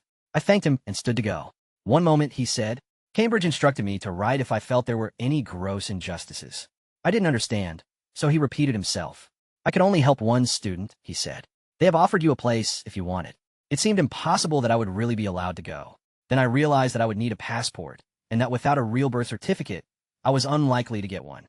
Someone like me did not belong at Cambridge. It was as if the universe understood this and was trying to prevent the blasphemy of my going. I applied in person. The clerk laughed out loud at my delayed certificate of birth. 9 years, she said. 9 years is not a delay. Do you have any other documentation? Yes, I said. But they have different birth dates. Also, one has a different name. She was still smiling. Different date and different name? No, that's not going to work. There's no way you're going to get a passport. I visited the clerk several more times, becoming more and more desperate, until, finally, a solution was found. My Aunt Debbie visited the courthouse and swore an affidavit that I was who I said I was. I was issued a passport. In February, Emily gave birth. The baby weighed 1 pound, 4 ounces. When Emily had started having contractions at Christmas, Mother had said the pregnancy would unfold according to God's will. His will, it turned out, was that Emily give birth at home at 26 weeks gestation. There was a blizzard that night, one of those mighty mountain storms that clears the roads and closes the towns. Emily was in the advanced stages of labor when Mother realized she needed a hospital. The baby, which they named Peter, appeared a few minutes later, slipping from Emily so easily that Mother said she caught him more than delivered him. He was still in the color of ash. Sean thought he was dead. Then Mother felt a tiny heartbeat. Actually, she saw his heart beating through a thin film of skin. My father rushed to the van and began scraping at the snow and ice. Sean carried Emily and laid her on the back seat. Then Mother placed the baby against Emily's chest and covered him, creating a makeshift incubator. Kangaroo care, she called it later. My father drove. The storm raged. In Idaho, we call it a whiteout. When the wind whips the snowfall so violently it bleaches the road, covers it as if with a veil, and you can't see the asphalt or the fields or rivers. You can't see anything except billows of white. Somehow, skidding through snow and sleet, they made it to town, but the hospital there was rural, unequipped to care for such a faint whimper of life. The doctor said they had to get him to McKay in Ogden as soon as possible. There was no time. He could not go by chopper because of the blizzard, so the doctor sent him in an ambulance. In fact, they sent 2 ambulances, a second in case the first succumbed to the storm. Many months would pass, and countless surgeries on his heart and lungs would be performed before Sean and Emily would bring home the little twig of flesh that I was told was my nephew. By then he was out of danger, but the doctors said his lungs might never develop fully. He might always be frail. Dad said God had orchestrated the birth, just as he had orchestrated the explosion. Mother echoed him, adding that God had placed a veil over her eyes so she wouldn't stop the contractions. Peter was supposed to come into the world this way, she said. He is a gift from God, and God gives his gifts in whatever way he chooses. The first time I saw King's College, Cambridge, I didn't think I was dreaming, but only because my imagination had never produced anything so grand. My eyes settled on a clock tower with stone carvings. I was led to the tower, then we passed through it and into the college. There was a lake of perfectly clipped grass, and, across the lake, an ivory-tinted building I vaguely recognized as Greco-Roman. But it was the Gothic chapel, 300 feet long and 100 feet high, a stone mountain, that dominated the scene. I was taken past the chapel and into another courtyard, then up a spiral staircase. A door was opened, and I was told that this was my room. I was left to make myself comfortable. The kindly man who'd given me this instruction did not realize how impossible it was. Breakfast the next morning was served in a great hall. It was like eating in a church. The ceiling was cavernous, and I felt under scrutiny as if the hall knew I was there and I shouldn't be. I'd chosen a long table full of other students from BYU. The women were talking about the clothes they had brought. Mary Ann had gone shopping when she learned she'd been accepted to the program. You need different pieces for Europe, she said. Heather agreed. Her grandmother had paid for a plane ticket, so she'd spent that money updating her wardrobe. The way people dress here, she said, it's more refined. You can't get away with jeans. I thought about rushing to my room to change out of the sweatshirt and keds I was wearing, but I had nothing to change into. I didn't own anything like what Mary Ann and Heather wore. Bright cardigans accented with delicate scarves. I hadn't bought new clothes for Cambridge because I'd had to take out a student loan just to pay the fees. Besides, I understood that even if I had Mary Ann's and Heather's clothes, I wouldn't know how to wear them. Dr. Carey appeared and announced that we'd been invited to take a tour of the chapel. We would even be allowed on the roof. There was a general scramble as we returned our trays and followed Dr. Carey from the hall. I stayed near the back of the group as we made our way across the courtyard. When I stepped inside the chapel, my breath caught in my chest. The room, if such a space can be called a room, was voluminous, as if it could hold the whole of the ocean. We were led through a small wooden door, then up a narrow, spiraling staircase whose stone steps seemed numberless. Finally, the staircase opened onto the roof, which was heavily slanted, an inverted V enclosed by stone parapets. The wind was gusting, rolling clouds across the sky. The view was spectacular, the city miniaturized, utterly dwarfed by the chapel. I forgot myself and climbed the slope, then walked along the ridge, letting the wind take me as I stared out at the expanse of crooked streets and stone courtyards. "You're not afraid of falling," a voice said. I turned. It was Dr. Carey. He had followed me, but he seemed unsteady on his feet, nearly pitching with every rush of wind. "We can go down," I said. I ran down the ridge to the flat walkway near the buttress. Again, Dr. Carey followed, but his steps were strange. Rather than walk facing forward, he rotated his body and moved sideways like a crab. The wind continued its attack. I offered him an arm for the last few steps, so unsteady did he seem, and he took it. "A minute, as an observation," he said when we'd made it down. "Here you stand, upright, hands in your pockets." He gestured toward the other students. "See how they hunch, how they cling to the wall." He was right. A few were venturing onto the ridge, but they did so cautiously, taking the same ungainly side steps Dr. Carey had, tipping and swaying in the wind. Everyone else was holding tightly to the stone parapet, knees bent, backs arched, as if unsure whether to walk or crawl. I raised my hand and gripped the wall. "You don't need to do that," he said. "It's not a criticism." He paused, as if unsure he should say more. "Everyone has undergone a change," he said. The other students were relaxed until we came to this height. Now they are uncomfortable, on edge. "You seem to have made the opposite journey. This is the first time I've seen you at home in yourself. It's in the way you move. It's as if you've been on this roof all your life." A gust of wind swept over the parapet and Dr. Carey teetered, clutching the wall. I stepped up onto the ridge so he could flatten himself against the buttress. He stared at me, waiting for an explanation. "I've roofed my share of hay sheds," I said finally. "So your legs are stronger? Is that why you can stand in this wind?" I had to think before I could answer.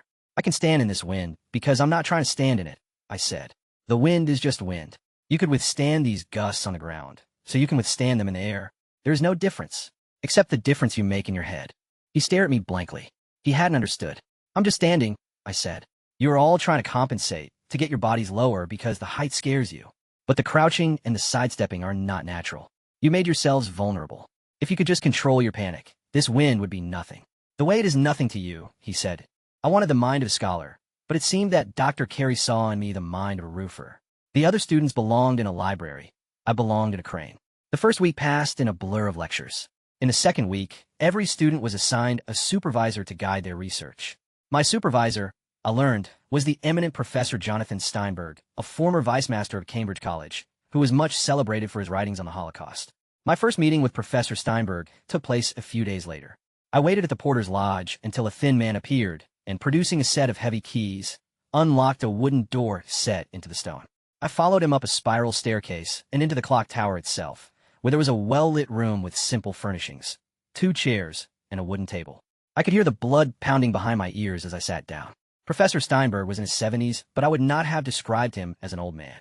He was lithe, and his eyes moved about the room with probing energy. His speech was measured and fluid. "I am Professor Steinberg," he said. "What would you like to read?" I mumbled something about historiography. I had decided to study not history, but historians. I suppose my interest came from the sense of groundlessness I'd felt since learning about the Holocaust and the civil rights movement, since realizing that what a person knows about the past is limited and will always be limited to what they are told by others. I knew what it was to have a misconception corrected, a misconception of such magnitude that it shifted the world. Now I needed to understand how the great gatekeepers of history had come to terms with their own ignorance and partiality. I thought if I could accept that what they had written was not absolute, but was the result of a biased process of conversation and revision, maybe I could reconcile myself with the fact that the history most people agreed upon was not the history I had been taught. Dad could be wrong, and the great historians Carlyle and Macaulay and Trevelyan could be wrong, but from the ashes of their dispute, I could construct a world to live in. In knowing the ground was not ground at all, I hoped I could stand on it. I doubt I managed to communicate any of this. When I finished talking, Professor Steinberg eyed me for a moment, then said, "Tell me about your education. Where did you attend school?" The air was immediately sucked from the room. "I grew up in Idaho," I said. "And you attended school there?" It occurs to me in retrospect that someone might have told Professor Steinberg about me, perhaps Dr. Carey. Or perhaps he perceived that I was avoiding his question, and that made him curious. Whatever the reason, he wasn't satisfied until I had admitted that I'd never been to school. "How marvelous," he said, smiling. "It's as if I've stepped into Shaw's Pygmalion." For 2 months, I had weekly meetings with Professor Steinberg. I was never assigned readings. We read only what I asked to read, whether it was a book or a page. None of my professors at BYU had examined my writing the way Professor Steinberg did. No comma, no period, no adjective or adverb was beneath his interest. He made no distinction between grammar and content, between form and substance. A poorly written sentence was a poorly conceived idea, and in his view the grammatical logic was as much in need of correction. "Tell me," he would say, "why have you placed this comma here? What relationship between these phrases are you hoping to establish?" When I gave my explanation, sometimes he would say, "Quite right," and other times he would correct me with lengthy explanations of syntax. After I'd been meeting with Professor Steinberg for a month, I wrote an essay comparing Edmund Burke with Publius, the persona under which James Madison, Alexander Hamilton, and John Jay had written the Federalist Papers. I barely slept for 2 weeks. Every moment my eyes were open, I was either reading or thinking about those texts. From my father, I had learned that books were to be either adored or exiled. Books that were of God, books written by the Mormon prophets or the Founding Fathers, were not to be studied so much as cherished, like a thing perfect in itself. I had been taught to read the words of men like Madison as a cast into which I ought to pour the plaster of my own mind, to be reshaped according to the contours of their faultless model. I read them to learn what to think, not how to think for myself. Books that were not of God were banished. They were a danger, powerful and irresistible in their cunning. To write my essay, I had to read books differently, without giving myself over to either fear or adoration. Because Burke had defended the British monarchy, Dad would have said he was an agent of tyranny. He wouldn't have wanted the book in the house. There was a thrill in trusting myself to read the words. I felt a similar thrill in reading Madison, Hamilton, and Jay, especially on those occasions when I discarded their conclusions in favor of Burke's, or when it seemed to me that their ideas were not really different in substance, only in form. There were wonderful suppositions embedded in this method of reading, that books are not tricks, and that I was not feeble. I finished the essay and sent it to Professor Steinberg. 2 days later, when I arrived for our next meeting, he was subdued. He peered at me from across the table. I waited for him to say the essay was a disaster, the product of an ignorant mind, that it had overreached, drawn too many conclusions from too little material. "I've been teaching in Cambridge for 30 years, he said, "and this is one of the best essays I've read." I was prepared for insults, but not for this. Professor Steinberg must have said more about the essay, but I heard nothing. My mind was consumed with a wrenching need to get out of that room. In that moment, I was no longer in a clock tower in Cambridge. I was 17, in a red Jeep, and a boy I loved had just touched my hand. I bolted. I could tolerate any form of cruelty better than kindness. Praise was a poison to me. I choked on it. I wanted the professor to shout at me. Wanted it so deeply, I felt dizzy from the deprivation. The ugliness of me had to be given expression. If it was not expressed in his voice, I would need to express it in mine. I don't remember leaving the clock tower, or how I passed the afternoon. That evening there was a black-tie dinner. The hall was lit by candlelight, which was beautiful, but it cheered me for another reason. I wasn't wearing formal clothing, just a black shirt and black pants, and I thought people might not notice in the dim lighting. My friend Laura arrived late. She explained that her parents had visited and taken her to France. She had only just returned. She was wearing a dress of rich purple with crisp pleats in the skirt. The hemline bounced several inches above her knee, and for a moment I thought the dress was whorish, until she said her father had bought it for her in Paris. A gift from one's father could not be whorish. A gift from one's father seemed to me the definitive signal that a woman was not a whore. I struggled with this dissonance. A whorish dress, gifted to a loved daughter, until the meal had been finished and the plates cleared away. At my next supervision, Professor Steinberg said that when I applied for graduate school, he would make sure I was accepted to whatever institution I chose. "Have you visited Harvard?" he said. "Or perhaps you prefer Cambridge?" I imagined myself in Cambridge, a graduate student wearing a long black robe that swished as I strode through ancient corridors. Then I was hunching in a bathroom, my arm behind my back, my head in the toilet. I tried to focus on the student, but I couldn't. I couldn't picture the girl in the whirling black gown without seeing that other girl. Scholar or whore, both couldn't be true. One was a lie. "I can't go," I said. "I can't pay the fees." "Let me worry about the fees," Professor Steinberg said. In late August, on our last night in Cambridge, there was a final dinner in the Great Hall. The tables were set with more knives, forks, and goblets than I'd ever seen. The paintings on the wall seemed ghostly in the candlelight. I felt exposed by the elegance, and yet somehow made invisible by it. I stared at the other students as they passed, taking in every silk dress, every heavily lined eye. I obsessed over the beauty of them. At dinner, I listened to the cheerful chatter of my friends while longing for the isolation of my room. Professor Steinberg was seated at the high table. Each time I glanced at him, I felt that old instinct at work in me, tensing my muscles, preparing me to take flight. I left the hall the moment dessert was served. It was a relief to escape all that refinement and beauty, to be allowed to be unlovely and not a point of contrast. Dr. Carey saw me leave and followed. It was dark. The lawn was black, the sky blacker. Pillars of chalky light reached up from the ground and illuminated the chapel, which glowed, moon-like, against the night sky. "You've made an impression on Professor Steinberg," Dr. Carey said, falling into step beside me. "I only hope he has made some impression on you." I didn't understand. "Come this way," he said, turning toward the chapel. "I have something to say to you." I walked behind him, noticing the silence of my own footfalls, aware that my keds didn't click elegantly on stone the way the heels worn by other girls did. Dr. Carey said he'd been watching me. "You act like someone who is impersonating someone else, and it's as if you think your life depends on it." I didn't know what to say, so I said nothing. "It has never occurred to you," he said, "that you might have as much right to be here as anyone." He waited for an explanation. "I would enjoy serving the dinner," I said, "more than eating it." Dr. Carey smiled. "You should trust Professor Steinberg. If he says you're a scholar, pure gold," I heard him say, "then you are." "This is a magical place," I said. "Everything shines here." "You must stop yourself from thinking like that," Dr. Carey said, his voice raised. "You are not fool's gold, shining only under a particular light. Whomever you become, whatever you make yourself into, that is who you always were. It was always in you, not in Cambridge. In you. You are gold, and returning to BYU, or even to that mountain you came from, will not change who you are. It may change how others see you. It may even change how you see yourself. Even gold appears dull in some lighting, but that is the illusion. And it always was. I wanted to believe him, to take his words and remake myself, but I'd never had that kind of faith. No matter how deeply I interred the memories, how tightly I shut my eyes against them, when I thought of myself, the images that came to mind were of that girl in the bathroom in the parking lot. I couldn't tell Dr. Carey about that girl. I couldn't tell him that the reason I couldn't return to Cambridge was that being here threw into great relief every violent and degrading moment of my life. At BYU, I could almost forget, allow what had been to blend into what was. But the contrast here was too great, the world before my eyes too fantastical. The memories were more real, more believable than the stone spires.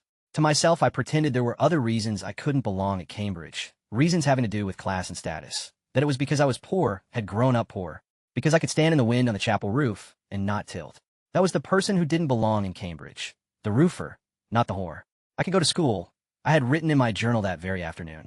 I could buy new clothes, but I'm still Tara Westover. I have done jobs no Cambridge student would do. Dress us any way you like, we are not the same. Clothes could not fix what was wrong with me. Something had rotted on the inside, and the stench was too powerful, the core too rancid, to be covered up by mere dressings. Whether Dr. Carey suspected any part of this, I'm not sure. But he understood that I had fixated on clothes as the symbol of why I didn't and couldn't belong. It was the last thing he said to me before he walked away, leaving me rooted, astonished beside that grand chapel. "The most powerful determinant of who you are is inside you," he said. "Professor Steinberg says this is Pygmalion. Think of the story, Tara." He paused, his eyes fierce, his voice piercing. "She was just a cockney in a nice dress, until she believed in herself, that it didn't matter what dress she wore. The program ended, and I returned to BYU. Campus looked the way it always had, and it would have been easy to forget Cambridge and settle back into the life I'd had there. But Professor Steinberg was determined that I not forget. He sent me an application for something called the Gates Cambridge Scholarship, which he explained was a little like the Rhodes Scholarship, but for Cambridge instead of Oxford. It would provide full funding for me to study at Cambridge, including tuition, room, and board. As far as I was concerned, it was comically out of reach for someone like me. But he insisted that it was not, so I applied. Not long after, I noticed another difference, another small shift. I was spending an evening with my friend Mark, who studied ancient languages. Like me, and almost everyone at BYU, Mark was Mormon. "Do you think people should study church history?" he asked. "I do," I said. "What if it makes them unhappy?" I thought I knew what he meant, but I waited for him to explain. "Many women struggle with their faith after they learn about polygamy," he said. "My mother did. I don't think she's ever understood it." "I've never understood it, either," I said. There was a tense silence. He was waiting for me to say my line, that I was praying for faith. And I had prayed for it many, many times. I thought of Joseph Smith, who'd had as many as 40 wives. Brigham Young had had 55 wives and 56 children. The church had ended the temporal practice of polygamy in 1890, but it had never recanted the doctrine. As a child, I'd been taught, by my father but also in Sunday school, that in the fullness of time God would restore polygamy, and in the afterlife, I would be a plural wife. The number of my sister wives would depend on my husband's righteousness. The more nobly he lived, the more wives he would be given. I'd never made my peace with it. As a girl, I had often imagined myself in heaven, dressed in a white gown, standing in a pearly mist across from my husband. But when the camera zoomed out, there were 10 women standing behind us, wearing the same white dress. In my fantasy, I was the first wife, but I knew there was no guarantee of that. I might be hidden anywhere in the long chain of wives. For as long as I could remember, this image had been at the core of my idea of paradise, my husband and his wives. There was a sting in this arithmetic, in knowing that in the divine calculus of heaven, one man could balance the equation for countless women. I remembered my great-great-grandmother.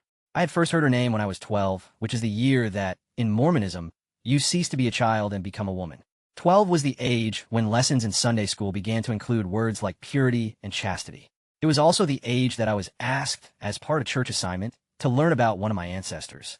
I asked Mother which ancestor I should choose, and without thinking she said, Animathea. After Animathea converted her parents, the family felt called by God to come to America and meet the prophet Joseph. They saved for the journey, but after 2 years, they could bring only half the family. Animathea was left behind.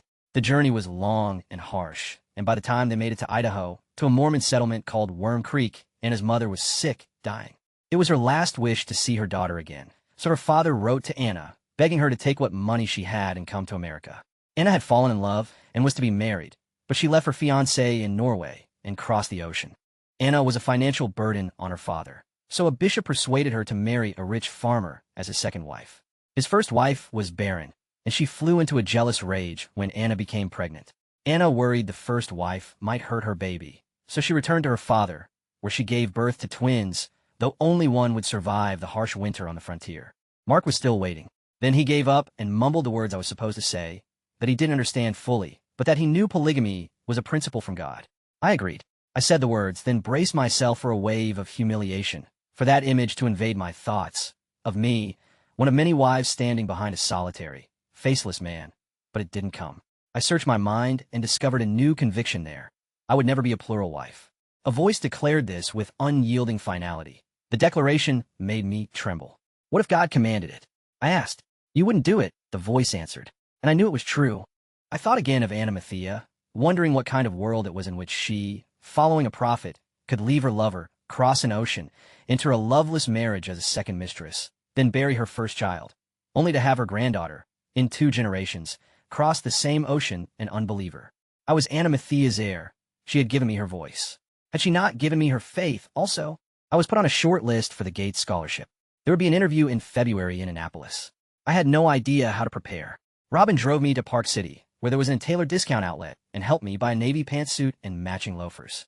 I didn't own a handbag, so Robin lent me hers. 2 weeks before the interview, my parents came to BYU. They had never visited me before, but they were passing through on their way to Arizona and stopped for dinner. I took them to the Indian restaurant across the street from my apartment. The waitress stared a moment too long at my father's face. Then her eyes bulged when they dropped to his hands. Dad ordered half the menu. I told him 3 mains would be enough, but he winked and said money was not a problem. It seemed the news of my father's miraculous healing was spreading, earning them more and more customers. Mother's products were being sold by nearly every midwife and natural healer in the Mountain West. We waited for the food, and Dad asked about my classes. I said I was studying French. That's a socialist language, he said. Then he lectured for 20 minutes on 20th century history. He said Jewish bankers in Europe had signed secret agreements to start World War II, and that they had colluded with Jews in America to pay for it. They had engineered the Holocaust, he said, because they would benefit financially from worldwide disorder. They had sent their own people to the gas chambers for money. These ideas were familiar to me, but it took me a moment to remember where I'd heard them. In a lecture Dr. Carey had given on the Protocols of the Elders of Zion. The Protocols, published in 1903, purported to be a record of a secret meeting of powerful Jews planning world domination.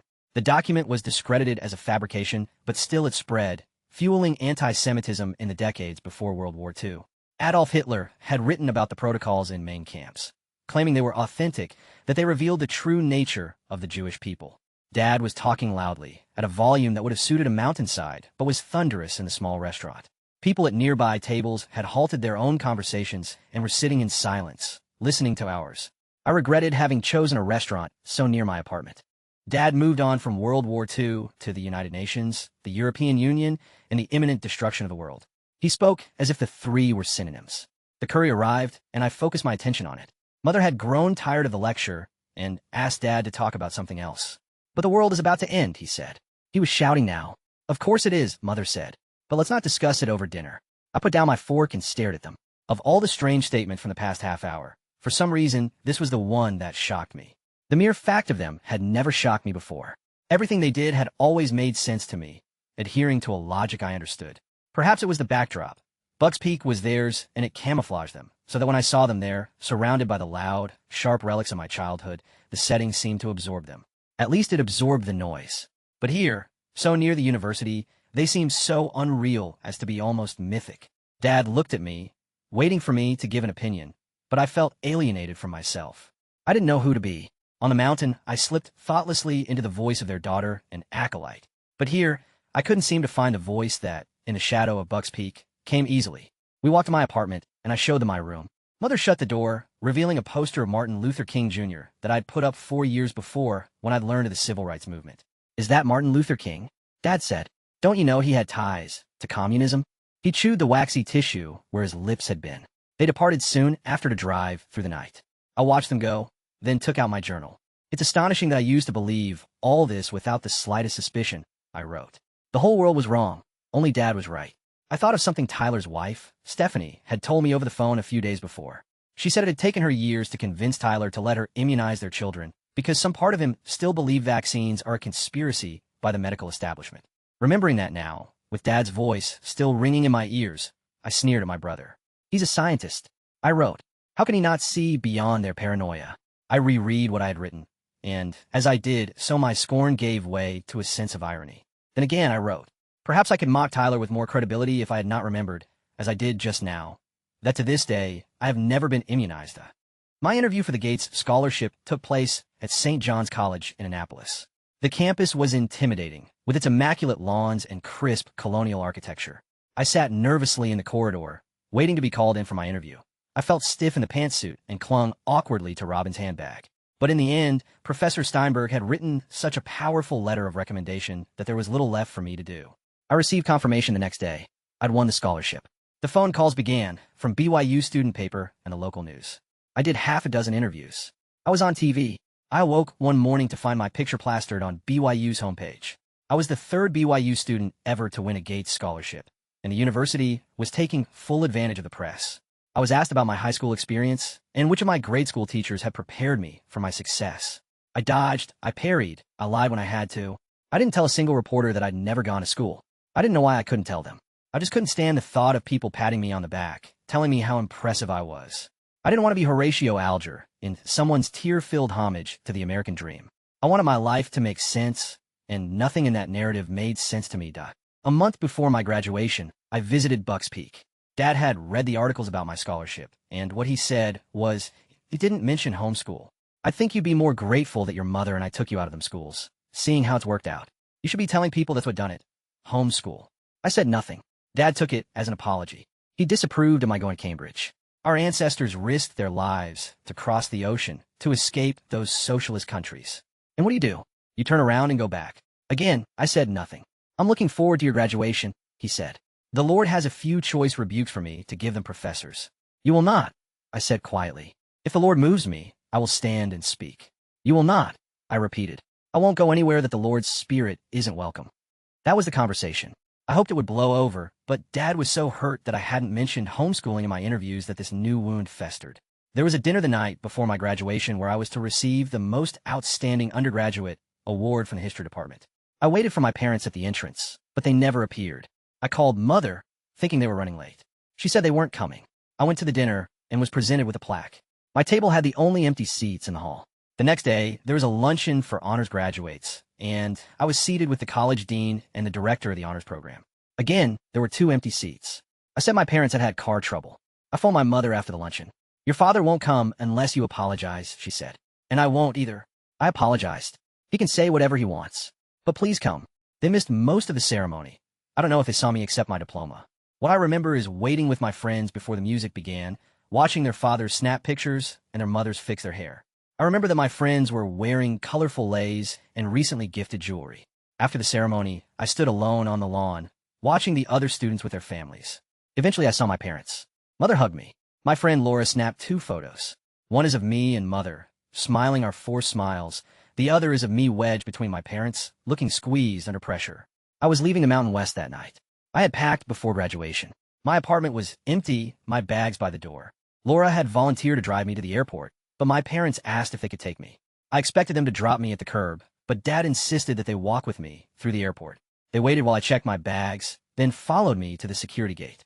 It was as if Dad wanted to give me until the last second to change my mind. We walked in silence. When we arrived at security, I hugged them both and said goodbye. I removed my shoes, laptop, camera, then I passed through the checkpoint, reassembled my pack, and headed for the terminal. It was only then that I glanced back and saw Dad, still standing at the checkpoint, watching me walk away, his hands in his pockets, his shoulders slumping, his mouth slackened. I waved, and he stepped forward, as if to follow, and I was reminded of the moment, years before, when power lines had covered the station wagon, with Mother inside it, and Dad had stood next to her exposed. He was still holding that posture when I turned the corner. That image of my father will always stay with me. That look on his face of love and fear and loss. I knew why he was afraid. He'd let it slip my last night on Buck's Peak. The same night he'd said he wouldn't come to see me graduate. If you're in America, he'd whispered, we can come for you. Wherever you are. I got 1,000 gallons of fuel buried in the field. I can fetch you when the end comes, bring you home, make you safe. But if you cross the ocean, a stone gate barred the entrance to Trinity College. Cut into the gate was a small wooden door. I stepped through it. A porter in a black overcoat and bowler hat showed me around the college, leading me through Great Court, the largest of the courtyards. We walked through a stone passageway and into a covered corridor whose stone was the color of ripe wheat. This is the North Cloister, the porter said. It is here that Newton stomped his foot to measure the echo, calculating the speed of sound for the first time. We returned to the Great Gate. My room was directly opposite it, up 3 flights of stairs. After the porter left, I stood, bookended by my suitcases, and stared out my little window at the mythic stone gate and its otherworldly battlements. Cambridge was just as I remembered. Ancient, beautiful. I was different. I was not a visitor, not a guest. I was a member of the university. My name was painted on the door. According to the paperwork, I belonged here. I dressed in dark colors for my first lecture, hoping I wouldn't stand out. But even so, I didn't think I looked like the other students. I certainly didn't sound like them, and not just because they were British. Their speech had a lilting cadence that made me think of singing more than speaking. To my ears, they sounded refined, educated. I had a tendency to mumble, and when nervous, to stutter. I chose a seat around the large square table and listened as the 2 students nearest me discussed the lecture topic, which was Isaiah Berlin's 2 concepts of liberty. The student next to me said he'd studied Isaiah Berlin at Oxford. The other said he'd already heard this lecturer's remarks on Berlin when he was an undergraduate at Cambridge. I had never heard of Isaiah Berlin. The lecturer began his presentation. He spoke calmly but moved through the material quickly, as if he assumed we were already familiar with it. This was confirmed by the other students, most of whom were not taking notes. I scribbled down every word. So what are Isaiah Berlin's 2 concepts? The lecturer asked. Nearly everyone raised a hand. The lecturer called on the student who had studied at Oxford. Negative liberty, he said, is the freedom from external obstacles or constraints. An individual is free in this sense if they are not physically prevented from taking action. I was reminded for a moment of Richard, who had always seemed able to recite with exactness anything he'd ever read. Very good, the lecturer said. And the second? Positive liberty, another student said, is freedom from internal constraints. I wrote this definition in my notes, but I didn't understand it. The lecturer tried to clarify. He said positive liberty is self-mastery, the rule of the self by the self. To have positive liberty, he explained, is to take control of one's own mind, to be liberated from irrational fears and beliefs, from addictions, superstitions, and all other forms of self-coercion. I had no idea what it meant to self-coerce. I looked around the room. No one else seemed confused. I was one of the few students taking notes. I wanted to ask for further explanation, but something stopped me. The certainty that to do so would be to shout to the room that I didn't belong there. After the lecture, I returned to my room, where I stared out my window at the stone gate with its medieval battlements. I thought of positive liberty and of what it might mean to self-coerce until my head thrummed with a dull ache. I called home. Mother answered. Her voice rose with excitement when she recognized my weepy "Hello, Mom." I told her I shouldn't have come to Cambridge, that I didn't understand anything. She said she'd been muscle testing and had discovered that one of my chakras was out of balance.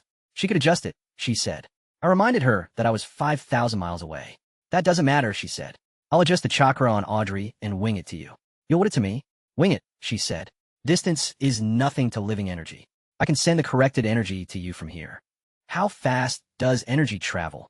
I asked. At the speed of sound? Or is it more like a jetliner? Does it fly direct? Or will it have to lay over in Minneapolis? Mother laughed and hung up.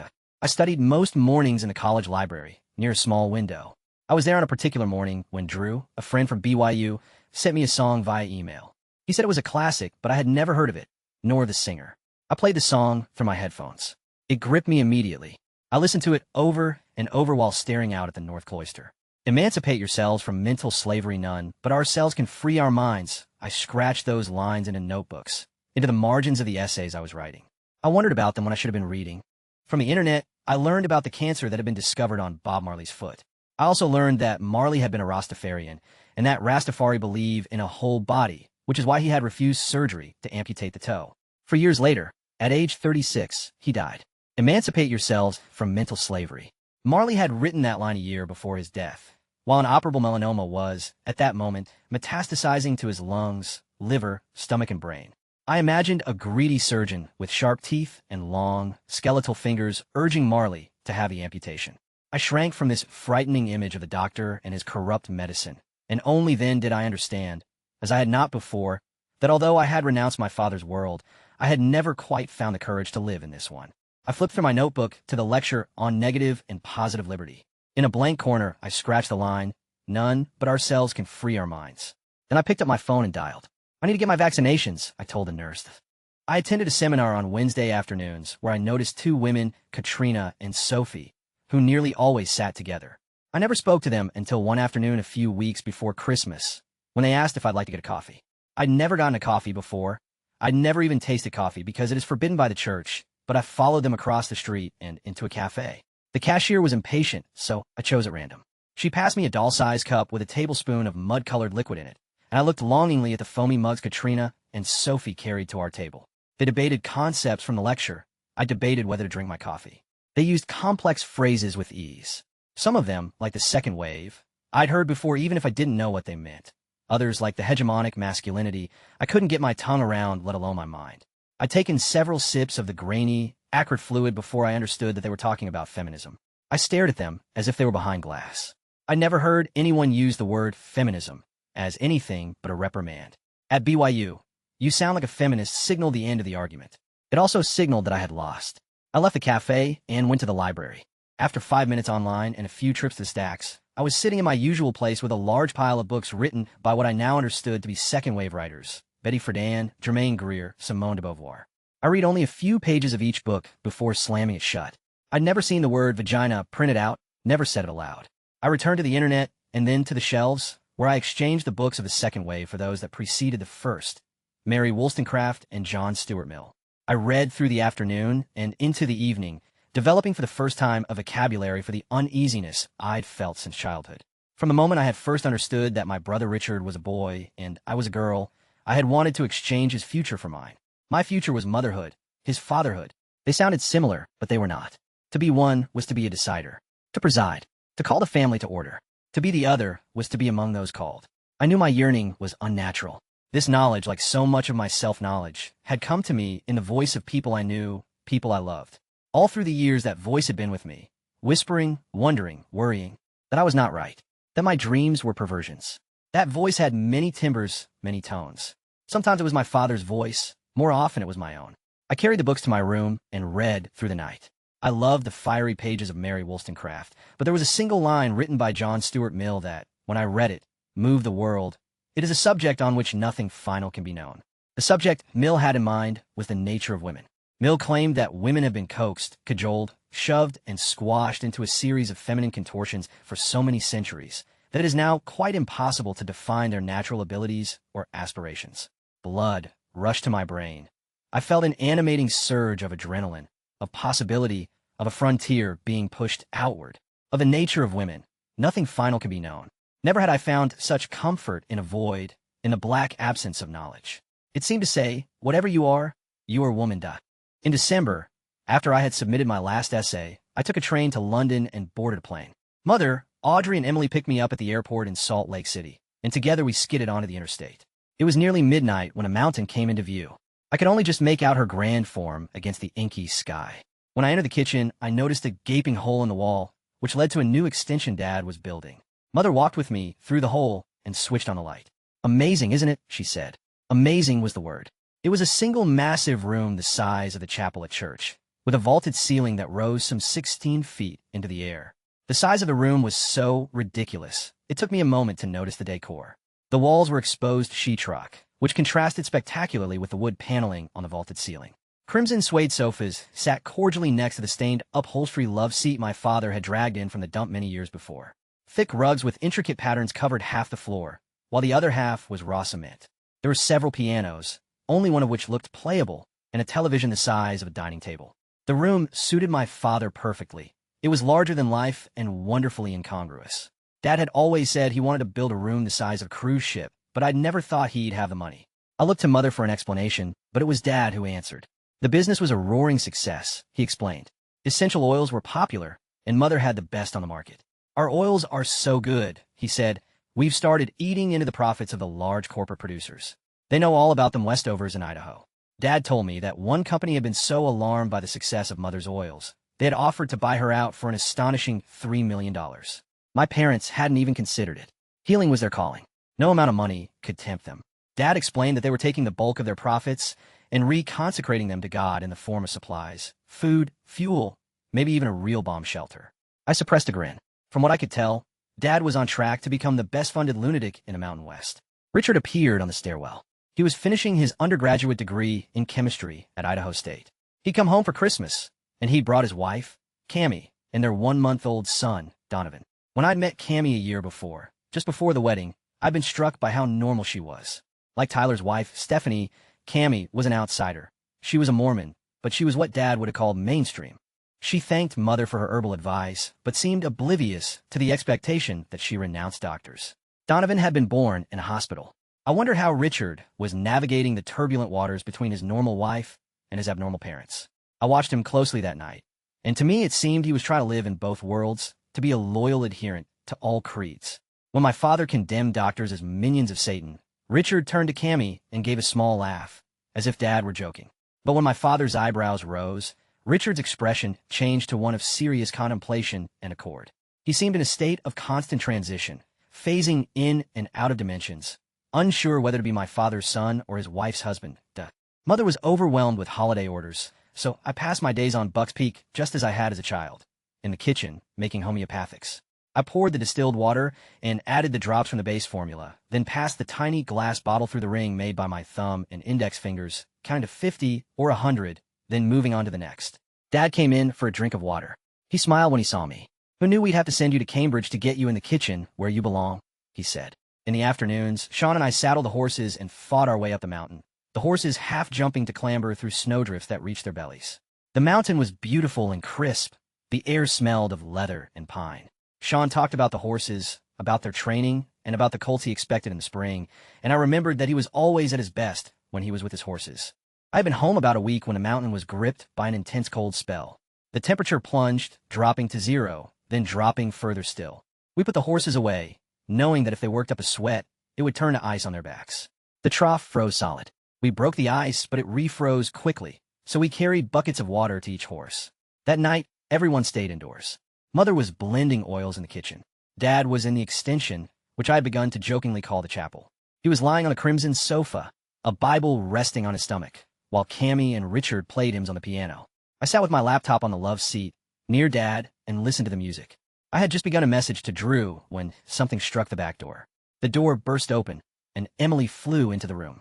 Her thin arms were wrapped around her body, and she was shaking, gasping for breath.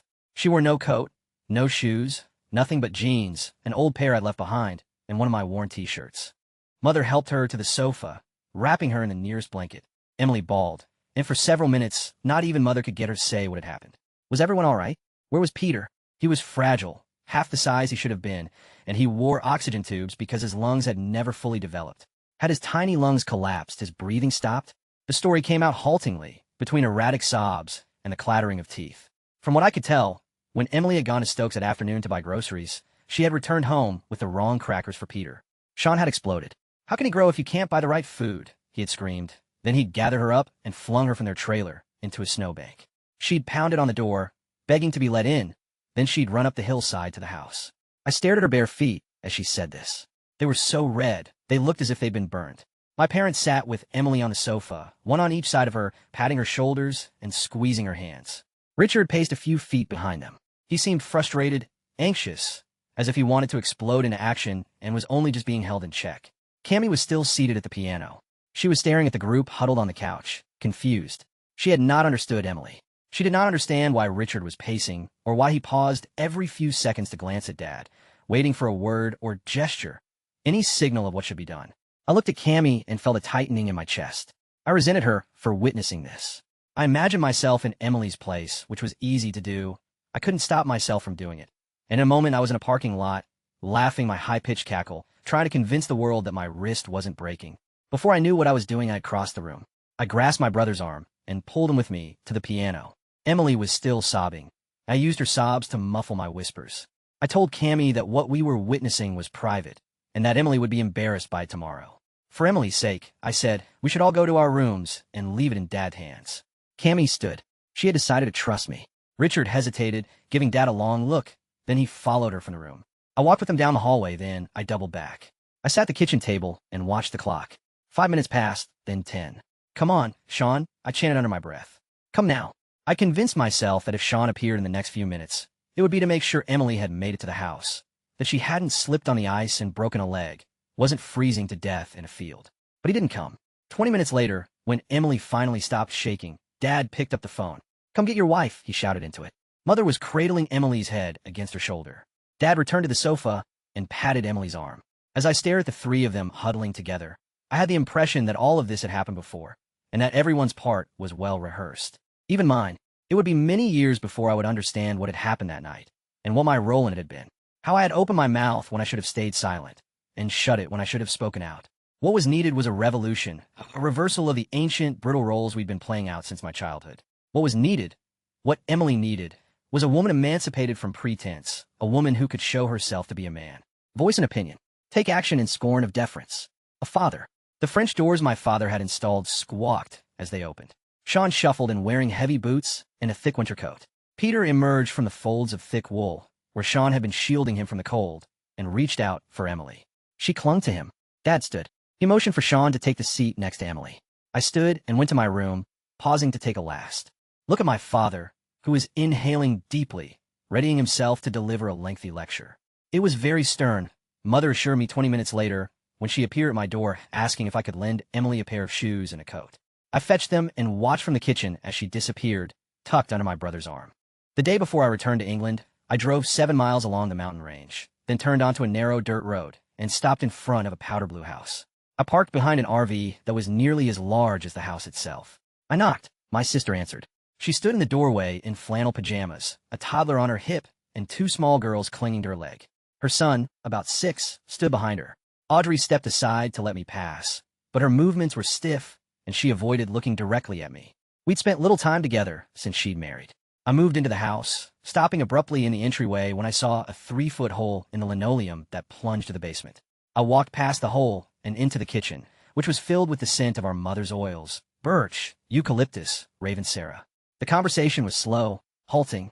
Audrey asked me no questions about England or Cambridge. She had no frame of reference for my life, so we talked about hers, how the public school system was corrupt, so she was teaching her children herself, at home. Like me, Audrey had never attended a public school. When she was 17, she had made a fleeting effort to get her GED.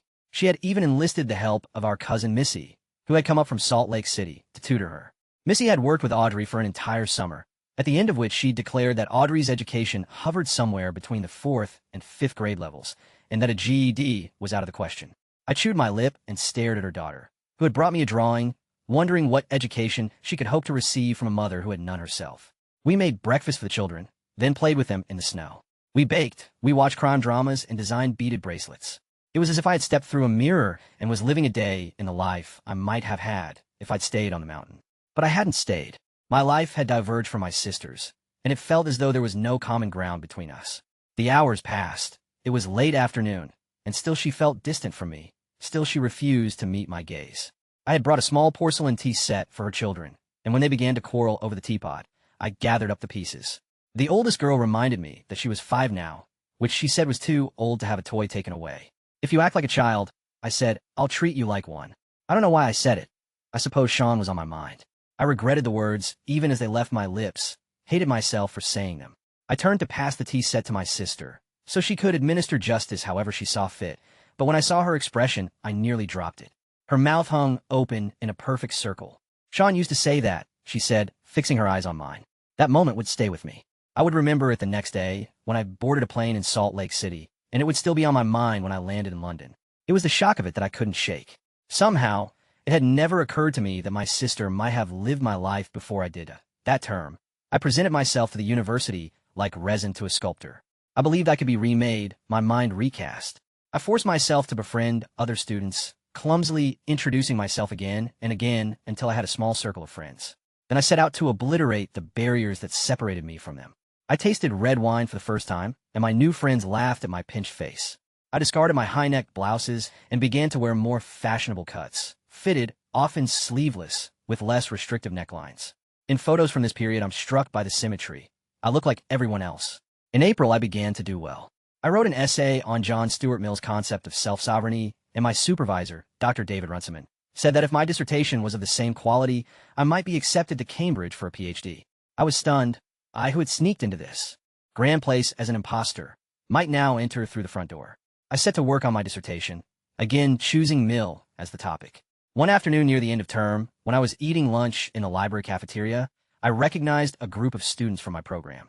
They were seated together at a small table. I asked if I could join them, and a tall Italian named Nick nodded. From the conversation, I gathered that Nick had invited the others to visit him in Rome during the spring holiday. "You can come too," he said. We handed in our final essays for the term, then boarded a plane. On our first evening in Rome, we climbed one of the 7 hills and looked out over the metropolis. Byzantine domes hovered over the city like rising balloons. It was nearly dusk. The streets were bathed in amber. It wasn't the color of a modern city of steel, glass, and concrete. It was the color of sunset. It didn't look real. Nick asked me what I thought of his home, and that was all I could say. It didn't look real. At breakfast the next morning, the others talked about their families. Someone's father was a diplomat. Another's was an Oxford Don. I was asked about my parents. I said my father owned a junkyard. Nick took us to the conservatory where he'd studied violin. It was in the heart of Rome and was richly furnished, with a grand staircase and resonant halls. I tried to imagine what it would have been like to study in such a place, to walk across marble floors each morning and day after day, come to associate learning with beauty. But my imagination failed me. I could only imagine the school as I was experiencing it now, as a kind of museum, a relic from someone else's life. For 2 days we explored Rome, a city that is both a living organism and a fossil. Bleached structures from antiquity lay like dried bones, embedded in pulsating cables and thrumming traffic, the arteries of modern life. We visited the Pantheon, the Roman Forum, the Sistine Chapel. My instinct was to worship, to venerate. That was how I felt toward the whole city, that it should be behind glass, adored from a distance, never touched, never altered. My companions moved through the city differently, aware of its significance, but not subdued by it. They were not hushed by the Trevi Fountain. They were not silenced by the Colosseum.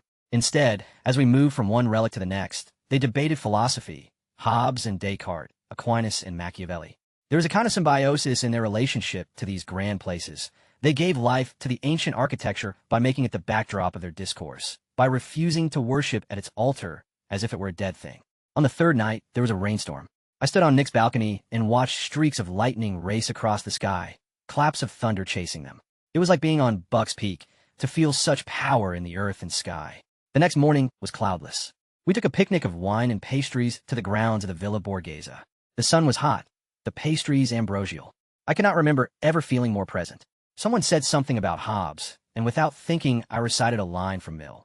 It seemed the natural thing to bring this voice from the past into a moment so saturated with the past already, even if the voice was mixed with my own. There was a pause while everyone checked to see who had spoken. Then someone asked which text the line was from, and the conversation moved forward. For the rest of the week, I experienced Rome as they did, as a place of history, but also as a place of life, of food and traffic and conflict and thunder. The city was no longer a museum. It was as vivid to me as Buck's Peak, the Piazza del Popolo, the Baths of Caracalla, Castel Sant'Angelo. These became as real to my mind as the princess, the red railway car, the shear. The world they represented of philosophy, science, literature, an entire civilization, took on a life that was distinct from the life I had known. At the Galleria Nazionale di Arte Antica, I stood. Before Caravaggio's Judith beheading Holofernes and did not once think about chickens. I don't know what caused the transformation, why suddenly I could engage with the great thinkers of the past, rather than revere them to the point of muteness. But there was something about that city, with its white marble and black asphalt, crusted with history, ablaze in traffic lights, that showed me I could admire the past without being silenced by it. I was still breathing in the fustiness of ancient stone when I arrived in Cambridge. I rushed up the staircase, anxious to check my email, knowing there would be a message from Drew. When I opened my laptop, I saw that Drew had written, but so had someone else, my sister. I opened Audrey's message. It was written in one long paragraph, with little punctuation and many spelling errors, and at first I fixated on these grammatical irregularities as a way to mute the text. But the words would not be hushed. They shouted at me from screen. Audrey said she should have stopped Sean many years ago, before he could do to me what he'd done to her. She said that when she was young, she'd wanted to tell Mother, to ask for help, but she'd thought Mother wouldn't believe her. She'd been right. Before her wedding, she'd experienced nightmares and flashbacks, and she'd told Mother about them. Mother had said the memories were false, impossible. I should have helped you, Audrey wrote. But when my own mother didn't believe me, I stopped believing myself. Asterisk 1, it was a mistake she was going to correct. I believe God will hold me accountable if I don't stop Sean from hurting anyone else, she wrote. She was going to confront him and our parents, and she was asking me to stand with her. I'm doing this with or without you. But without you, I will probably lose. I sat in the dark for a long time. I resented her for writing me. I felt she had torn me from one world, one life, where I was happy, and dragged me back into another. I typed a response. I told her she was right, that of course we should stop Sean, but I asked her to do nothing until I could return to Idaho. I don't know why I asked her to wait, what benefit I thought time would yield. I don't know what I thought would happen when we talked to our parents, but I understood instinctively what was at stake. As long as we had never asked, it was possible to believe that they would help. To tell them was to risk the unthinkable. It was to risk learning that they already knew. Audrey did not wait, not even a day. The next morning she showed my email to Mother. I cannot imagine the details of that conversation, but I know that for Audrey it must have been a tremendous relief, laying my words before our mother, finally able to say, I'm not crazy. It happened to Tara too. For all of that day, Mother pondered it. Then she decided she had to hear the words from me. It was late afternoon in Idaho, nearly midnight in England, when my mother, unsure how to place an international call, found me online. The words on the screen were small, confined to a tiny text box in the corner of the browser, but somehow they seemed to swallow the room. She told me she had read my letter. I braced myself for her rage. It is painful to face reality, she wrote, to realize there was something ugly, and I refused to see it. Asterisk 2, I had to read those lines a number of times before I understood them. Before I realized that she was not angry, not blaming me, or trying to convince me I had only imagined. She believed me. Don't blame yourself, I told her. Your mind was never the same after the accident. Maybe, she said, but sometimes I think we choose our illnesses because they benefit us in some way. I asked Mother why she'd never stopped Sean from hurting me. Sean always said you picked the fights, and I guess I wanted to believe that, because it was easier. Because you were strong and rational, and anyone could see that Sean was not. That didn't make sense. If I had seemed rational, why had Mother believed Sean when he'd told her I was picking fights? That I needed to be subdued, disciplined. I'm a mother, she said. Mothers protect. And Sean was so damaged. I wanted to say that she was also my mother, but I didn't. I don't think Dad will believe any of this, I typed. He will, she wrote. But it's hard for him. It reminds him of the damage his bipolar has caused to our family. I had never heard Mother admit that Dad might be mentally ill. Years before, I had told her what I'd learned in my psychology class about bipolar disorder and schizophrenia, but she had shrugged it off. Hearing her say it now felt liberating. The illness gave me something to attack besides my father. So when Mother asked why I hadn't come to her sooner, why I hadn't asked for help, I answered honestly. Because you were so bullied by Dad, I said. You were not powerful in the house. Dad ran things, and he was not going to help us. I'm stronger now, she said. I no longer run scared. When I read this, I imagined my mother as a young woman, brilliant and energetic, but also anxious and complying. Then the image changed, her body thinning, elongating, her hair flowing, long and silver. Emily is being bullied, I wrote. She is, Mother said. Like I was. She's you, I said. She is me. But we know better now. We can rewrite the story. I asked about a memory. It was from the weeks before I'd left for BYU, after Sean had had a particularly bad night. He'd brought Mother to tears, then plopped onto the sofa and turned on the TV. I'd found her sobbing at the kitchen table, and she'd asked me not to go to BYU. You're the only one strong enough to handle him, she'd said. I can't, and your father can't. It has to be you. I typed slowly, reluctantly. Do you remember telling me not to go to school, that I was the only one who could handle Sean? Yes, I remember that. There was a pause, Then more words appeared. Words I hadn't known I needed to hear, but once I saw them, I realized I'd been searching my whole life for them. You were my child. I should have protected you. I lived a lifetime in the moment I read those lines, a life that was not the one I had actually lived. I became a different person who remembered a different childhood. I didn't understand the magic of those words then, and I don't understand it now. I know only this, that when my mother told me she had not been the mother to me that she wished she'd been, she became that mother for the first time. I love you, I wrote, and closed my laptop. Mother and I spoke only once about that conversation on the phone a week later. It's being dealt with, she said. I told your father what you and your sister said. Sean will get help. I put the issue from my mind. My mother had taken up the cause. She was strong. She had built that business, with all those people working for her, and it dwarfed my father's business, and all the other businesses in the whole town. She, that docile woman, had a power in her the rest of us couldn't contemplate. And Dad, he had changed. He was softer, more prone to laugh. The future could be different from the past. Even the past could be different from the past, because my memories could change. I no longer remembered Mother listening in the kitchen while Sean pinned me to the floor, pressing my windpipe. I no longer remembered her looking away. My life in Cambridge was transformed, or rather, I was transformed into someone who believed she belonged in Cambridge. The shame I'd long felt about my family leaked out of me almost overnight. For the first time in my life, I talked openly about where I come from. I admitted to my friends that I'd never been to school. I described Buck's Peak with its many junkyards, barns, corrals. I even told them about the root cellar full of supplies in the wheat field and the gasoline buried near the old barn. I told them I'd been poor. I told them I'd been ignorant. And in telling them this, I felt not the slightest prick of shame.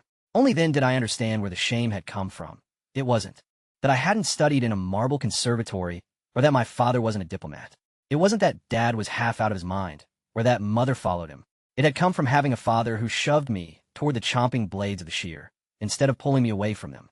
It had come from those moments on the floor, from knowing that Mother was in the next room, closing her eyes and ears to me, and choosing for that moment not to be my mother at all. I fashioned a new history for myself. I became a popular dinner guest, with my stories of hunting and horses, of scrapping and fighting mountain fires, of my brilliant mother, midwife and entrepreneur, of my eccentric father, junkman and zealot. I thought I was finally being honest about the life I'd had before. It wasn't the truth exactly, but it was true in a larger sense. True to what would be, in the future, now that everything had changed for the better.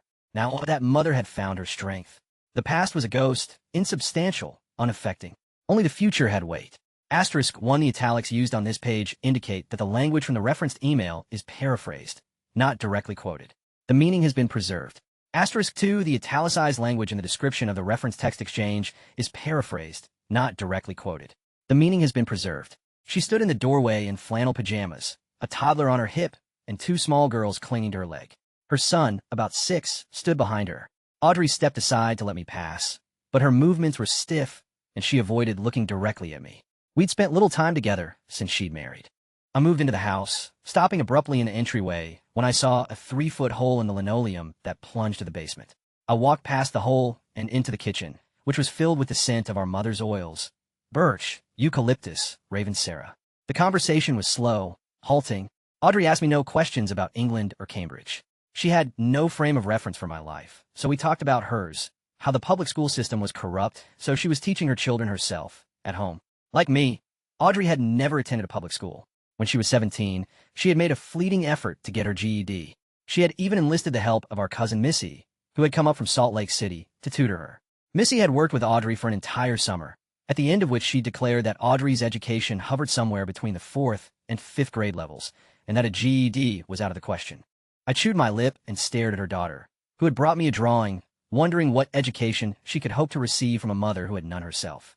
We made breakfast for the children, then played with them in the snow. We baked, we watched crime dramas, and designed beaded bracelets. It was as if I'd stepped through a mirror and was living a day in a life I might have had if I'd stayed on the mountain. But I hadn't stayed.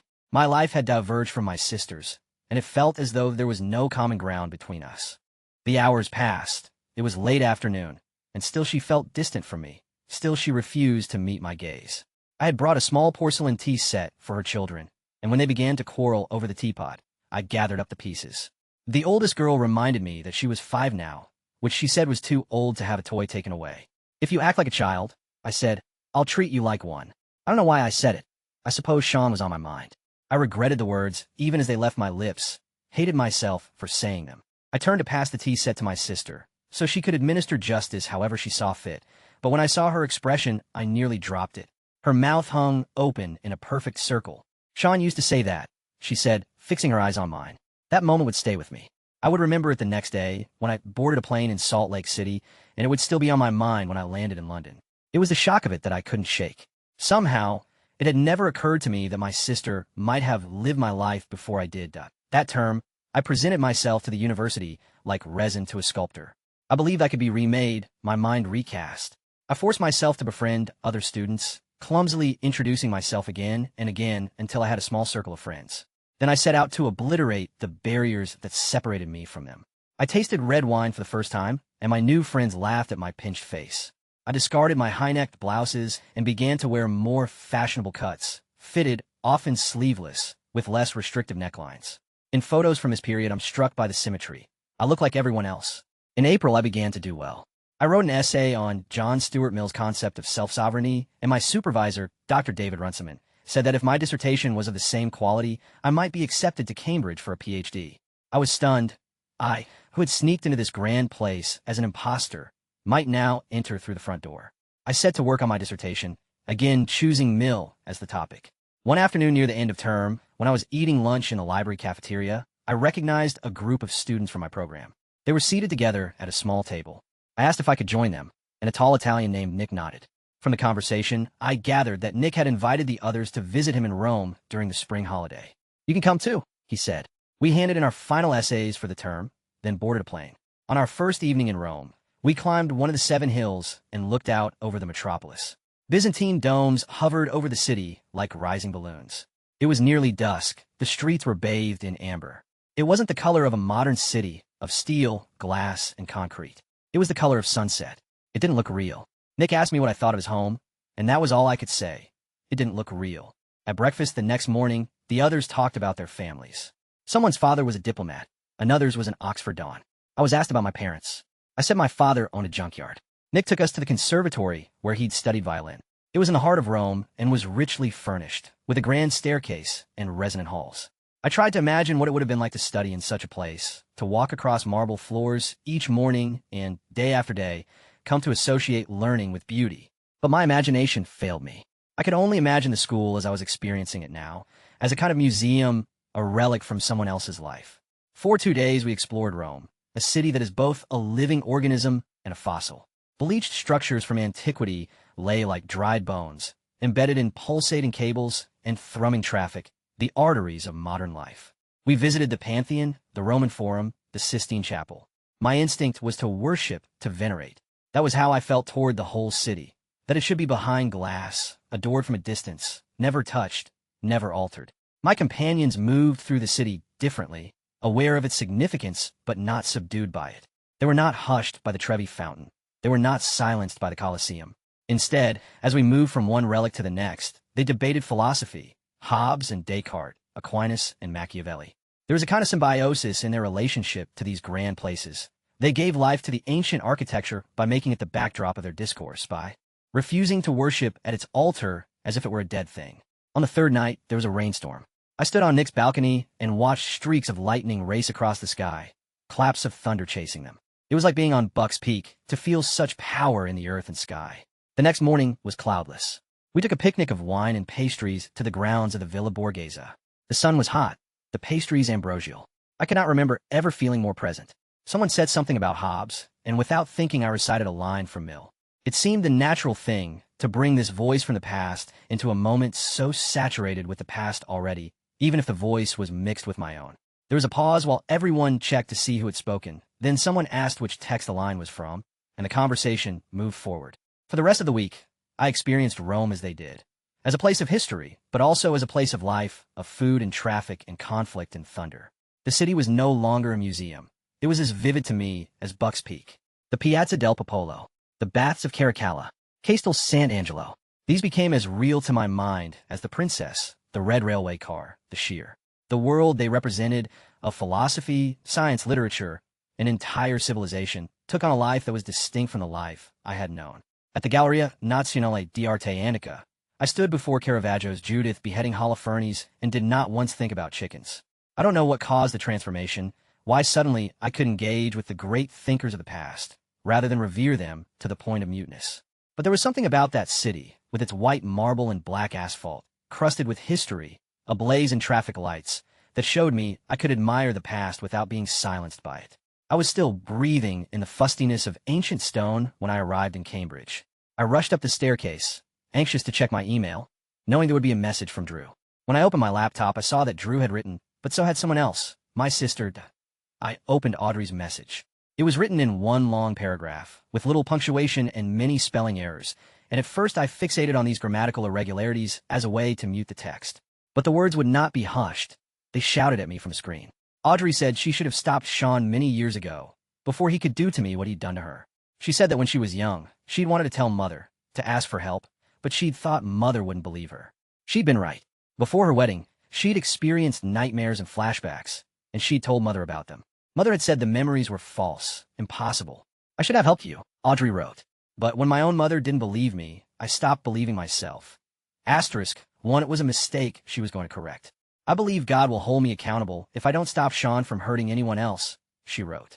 She was going to confront him and our parents, and she was asking me to stand with her.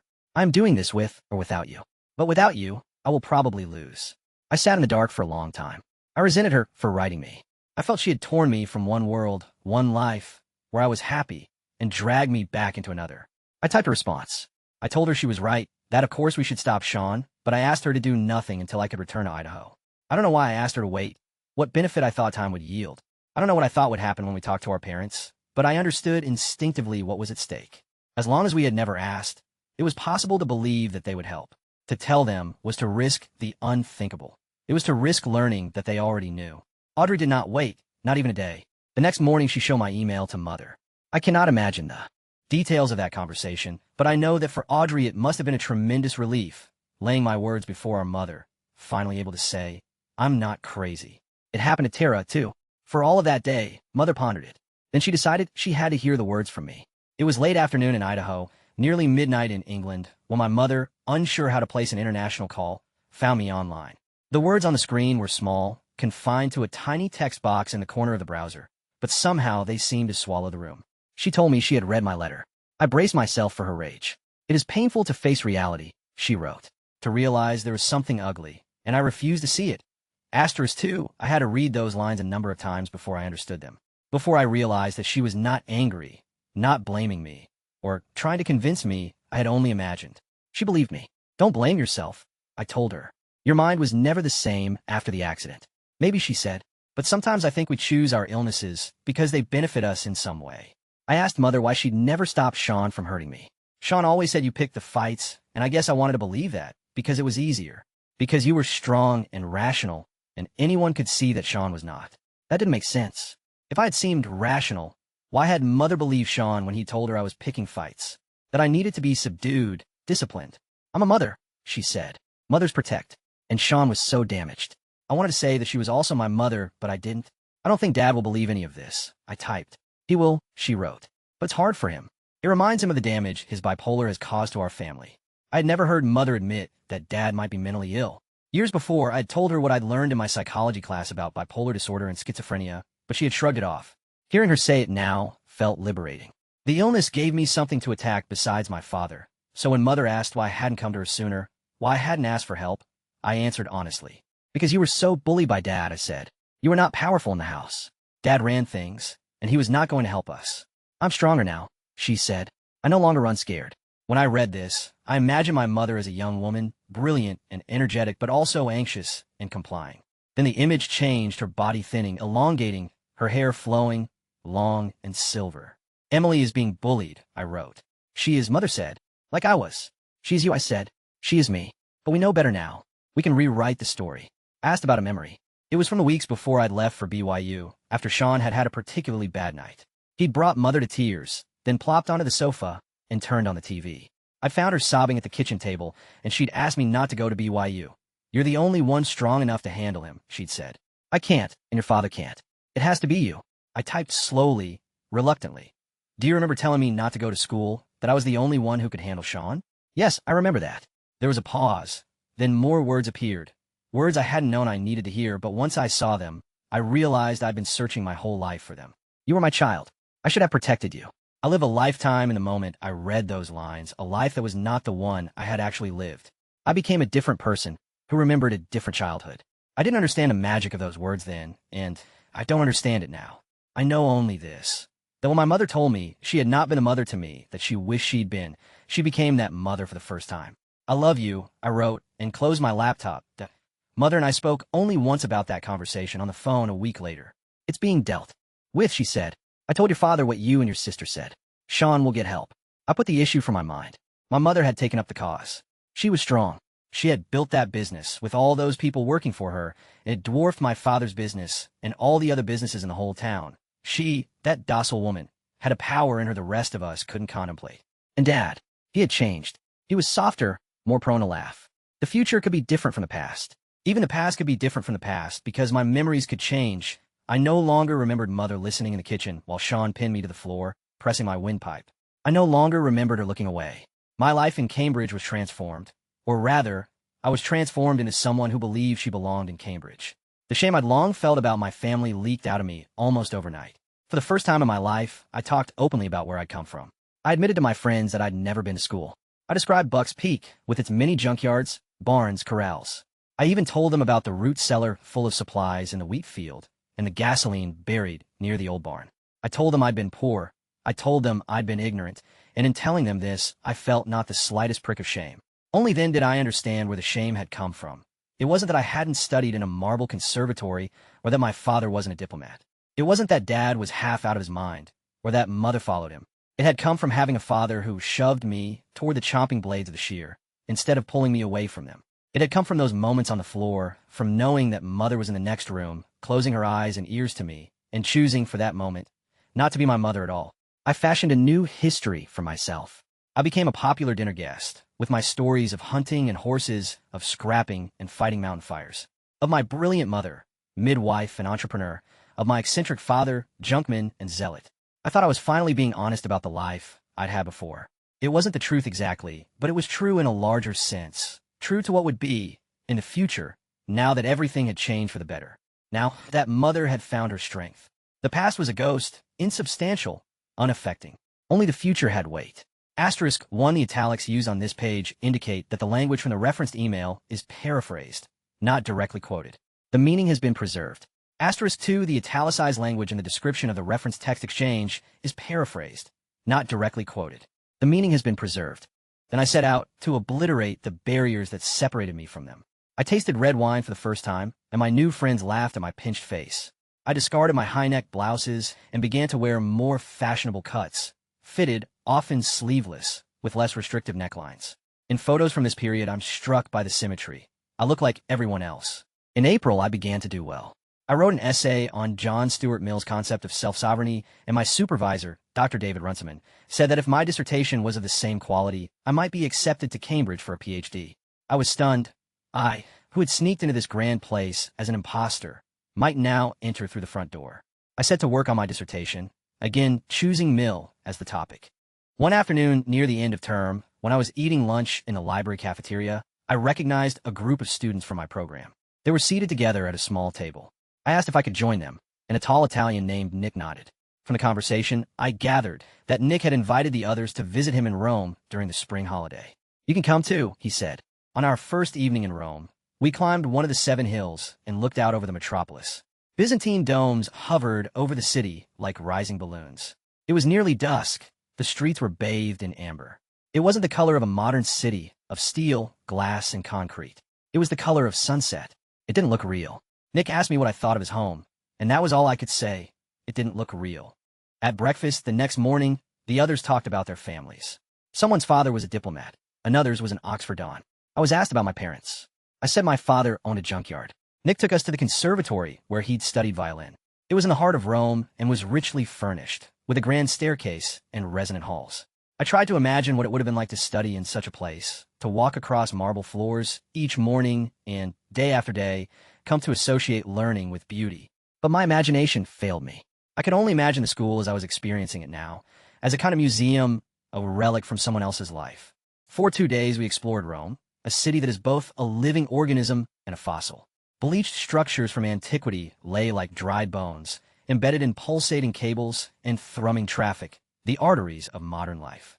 We visited the Pantheon, the Roman Forum, the Sistine Chapel. My instinct was to worship, to venerate. That was how I felt toward the whole city, that it should be behind glass, adored from a distance, never touched, never altered. My companions moved through the city differently, aware of its significance, but not subdued by it. They were not hushed by the Trevi Fountain. They were not silenced by the Colosseum. Instead, as we moved from one relic to the next, they debated philosophy, Hobbes and Descartes, Aquinas and Machiavelli. There was a kind of symbiosis in their relationship to these grand places. They gave life to the ancient architecture by making it the backdrop of their discourse, by refusing to worship at its altar as if it were a dead thing. On the third night, there was a rainstorm. I stood on Nick's balcony and watched streaks of lightning race across the sky, claps of thunder chasing them. It was like being on Buck's Peak, to feel such power in the earth and sky. The next morning was cloudless. We took a picnic of wine and pastries to the grounds of the Villa Borghese. The sun was hot, the pastries ambrosial. I cannot remember ever feeling more present. Someone said something about Hobbes, and without thinking I recited a line from Mill. It seemed the natural thing to bring this voice from the past into a moment so saturated with the past already, even if the voice was mixed with my own. There was a pause while everyone checked to see who had spoken. Then someone asked which text the line was from, and the conversation moved forward. For the rest of the week, I experienced Rome as they did, as a place of history, but also as a place of life, of food and traffic and conflict and thunder. The city was no longer a museum. It was as vivid to me as Buck's Peak, the Piazza del Popolo, the Baths of Caracalla, Castel Sant'Angelo. These became as real to my mind as the princess, the red railway car, the sheer. The world they represented, of philosophy, science, literature, an entire civilization, took on a life that was distinct from the life I had known. At the Galleria Nazionale d'Arte Antica, I stood before Caravaggio's Judith beheading Holofernes and did not once think about chickens. I don't know what caused the transformation, why suddenly I could engage with the great thinkers of the past, rather than revere them to the point of muteness. But there was something about that city, with its white marble and black asphalt, crusted with history, ablaze in traffic lights, that showed me I could admire the past without being silenced by it. I was still breathing in the fustiness of ancient stone when I arrived in Cambridge. I rushed up the staircase, anxious to check my email, knowing there would be a message from Drew. When I opened my laptop, I saw that Drew had written, but so had someone else, my sister. I opened Audrey's message. It was written in one long paragraph, with little punctuation and many spelling errors, and at first I fixated on these grammatical irregularities as a way to mute the text. But the words would not be hushed. They shouted at me from the screen. Audrey said she should have stopped Sean many years ago, before he could do to me what he'd done to her. She said that when she was young, she'd wanted to tell Mother, to ask for help, but she'd thought Mother wouldn't believe her. She'd been right. Before her wedding, she'd experienced nightmares and flashbacks, and she'd told Mother about them. Mother had said the memories were false, impossible. I should have helped you, Audrey wrote. But when my own mother didn't believe me, I stopped believing myself. *1, it was a mistake she was going to correct. I believe God will hold me accountable if I don't stop Sean from hurting anyone else, she wrote. She was going to confront him and our parents, and she was asking me to stand with her. I am doing this with or without you. But without you, I will probably lose. I sat in the dark for a long time. I resented her for writing me. I felt she had torn me from one world, one life, where I was happy, and dragged me back into another. I typed a response. I told her she was right, that of course we should stop Sean, but I asked her to do nothing until I could return to Idaho. I don't know why I asked her to wait, what benefit I thought time would yield. I don't know what I thought would happen when we talked to our parents, but I understood instinctively what was at stake. As long as we had never asked, it was possible to believe that they would help. To tell them was to risk the unthinkable. It was to risk learning that they already knew. Audrey did not wait, not even a day. The next morning she showed my email to Mother. I cannot imagine the details of that conversation, but I know that for Audrey it must have been a tremendous relief, laying my words before her mother, finally able to say, I'm not crazy. It happened to Tara too. For all of that day, Mother pondered it. Then she decided she had to hear the words from me. It was late afternoon in Idaho, nearly midnight in England, when my mother, unsure how to place an international call, found me online. The words on the screen were small, confined to a tiny text box in the corner of the browser, but somehow they seemed to swallow the room. She told me she had read my letter. I braced myself for her rage. It is painful to face reality, she wrote, to realize there was something ugly, and I refused to see it. *2, I had to read those lines a number of times before I understood them, before I realized that she was not angry, not blaming me, or trying to convince me I had only imagined. She believed me. Don't blame yourself, I told her. Your mind was never the same after the accident. Maybe she said. But sometimes I think we choose our illnesses because they benefit us in some way. I asked Mother why she'd never stopped Sean from hurting me. Sean always said you picked the fights, and I guess I wanted to believe that because it was easier. Because you were strong and rational, and anyone could see that Sean was not. That didn't make sense. If I had seemed rational, why had Mother believed Sean when he told her I was picking fights? That I needed to be subdued, disciplined. I'm a mother, she said. Mothers protect. And Sean was so damaged. I wanted to say that she was also my mother, but I didn't. I don't think Dad will believe any of this, I typed. He will, she wrote. But it's hard for him. It reminds him of the damage his bipolar has caused to our family. I had never heard Mother admit that Dad might be mentally ill. Years before, I had told her what I'd learned in my psychology class about bipolar disorder and schizophrenia, but she had shrugged it off. Hearing her say it now felt liberating. The illness gave me something to attack besides my father. So when Mother asked why I hadn't come to her sooner, why I hadn't asked for help, I answered honestly. Because you were so bullied by Dad, I said. You were not powerful in the house. Dad ran things, and he was not going to help us. I'm stronger now, she said. I no longer run scared. When I read this, I imagined my mother as a young woman, brilliant and energetic, but also anxious and complying. Then the image changed, her body thinning, elongating, her hair flowing, long and silver. Emily is being bullied, I wrote. She is, Mother said. Like I was. She's you, I said. She is me. But we know better now. We can rewrite the story. I asked about a memory. It was from the weeks before I'd left for BYU, after Sean had had a particularly bad night. He'd brought Mother to tears, then plopped onto the sofa and turned on the TV. I'd found her sobbing at the kitchen table, and she'd asked me not to go to BYU. You're the only one strong enough to handle him, she'd said. I can't, and your father can't. It has to be you. I typed slowly, reluctantly. Do you remember telling me not to go to school, that I was the only one who could handle Sean? Yes, I remember that. There was a pause. Then more words appeared, words I hadn't known I needed to hear, but once I saw them, I realized I'd been searching my whole life for them. You were my child. I should have protected you. I lived a lifetime in the moment I read those lines, a life that was not the one I had actually lived. I became a different person who remembered a different childhood. I didn't understand the magic of those words then, and I don't understand it now. I know only this, that when my mother told me she had not been the mother to me that she wished she'd been, she became that mother for the first time. I love you, I wrote, and closed my laptop. Mother and I spoke only once about that conversation on the phone a week later. It's being dealt with, she said. I told your father what you and your sister said. Sean will get help. I put the issue from my mind.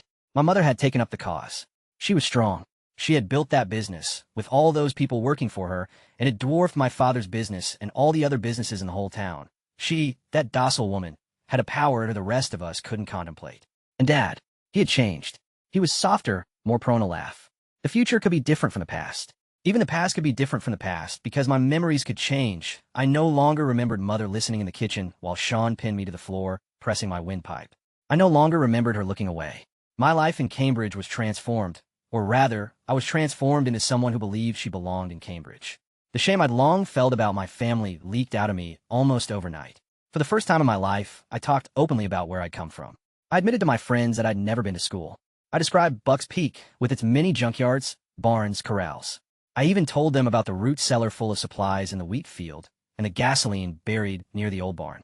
I told them I'd been poor. I told them I'd been ignorant. And in telling them this, I felt not the slightest prick of shame. Only then did I understand where the shame had come from. It wasn't that I hadn't studied in a marble conservatory or that my father wasn't a diplomat. It wasn't that Dad was half out of his mind or that Mother followed him. It had come from having a father who shoved me toward the chomping blades of the shear instead of pulling me away from them. It had come from those moments on the floor, from knowing that Mother was in the next room, closing her eyes and ears to me, and choosing for that moment not to be my mother at all. I fashioned a new history for myself. I became a popular dinner guest, with my stories of hunting and horses, of scrapping and fighting mountain fires, of my brilliant mother, midwife and entrepreneur, of my eccentric father, junkman and zealot. I thought I was finally being honest about the life I'd had before. It wasn't the truth exactly, but it was true in a larger sense. True to what would be, in the future, now that everything had changed for the better. Now that Mother had found her strength. The past was a ghost, insubstantial, unaffecting. Only the future had weight. Asterisk 1. The italics used on this page indicate that the language from the referenced email is paraphrased, not directly quoted. The meaning has been preserved. Asterisk 2. The italicized language in the description of the reference text exchange is paraphrased, not directly quoted. The meaning has been preserved. I put the issue from my mind. My mother had taken up the cause. She was strong. She had built that business, with all those people working for her, and it dwarfed my father's business and all the other businesses in the whole town. She, that docile woman, had a power in her the rest of us couldn't contemplate. And Dad, he had changed. He was softer, more prone to laugh. The future could be different from the past. Even the past could be different from the past because my memories could change. I no longer remembered Mother listening in the kitchen while Sean pinned me to the floor, pressing my windpipe. I no longer remembered her looking away. My life in Cambridge was transformed, or rather, I was transformed into someone who believed she belonged in Cambridge. The shame I'd long felt about my family leaked out of me almost overnight. For the first time in my life, I talked openly about where I'd come from. I admitted to my friends that I'd never been to school. I described Buck's Peak, with its many junkyards, barns, corrals. I even told them about the root cellar full of supplies in the wheat field, and the gasoline buried near the old barn. I told them I'd been poor. I told them I'd been ignorant. And in telling them this, I felt not the slightest prick of shame. Only then did I understand where the shame had come from. It wasn't that I hadn't studied in a marble conservatory, or that my father wasn't a diplomat. It wasn't that Dad was half out of his mind, or that Mother followed him. It had come from having a father who shoved me toward the chomping blades of the shear, instead of pulling me away from them. It had come from those moments on the floor, from knowing that Mother was in the next room, closing her eyes and ears to me, and choosing for that moment not to be my mother at all. I fashioned a new history for myself. I became a popular dinner guest, with my stories of hunting and horses, of scrapping and fighting mountain fires, of my brilliant mother, midwife and entrepreneur, of my eccentric father, junkman and zealot. I thought I was finally being honest about the life I'd had before. It wasn't the truth exactly, but it was true in a larger sense, true to what would be in the future, now that everything had changed for the better, now that Mother had found her strength. The past was a ghost, insubstantial, unaffecting. Only the future had weight. When I next returned to Buck's Peak, it was autumn and Grandma down the hill was dying. For 9 years, she had battled the cancer in her bone marrow. Now the contest was ending.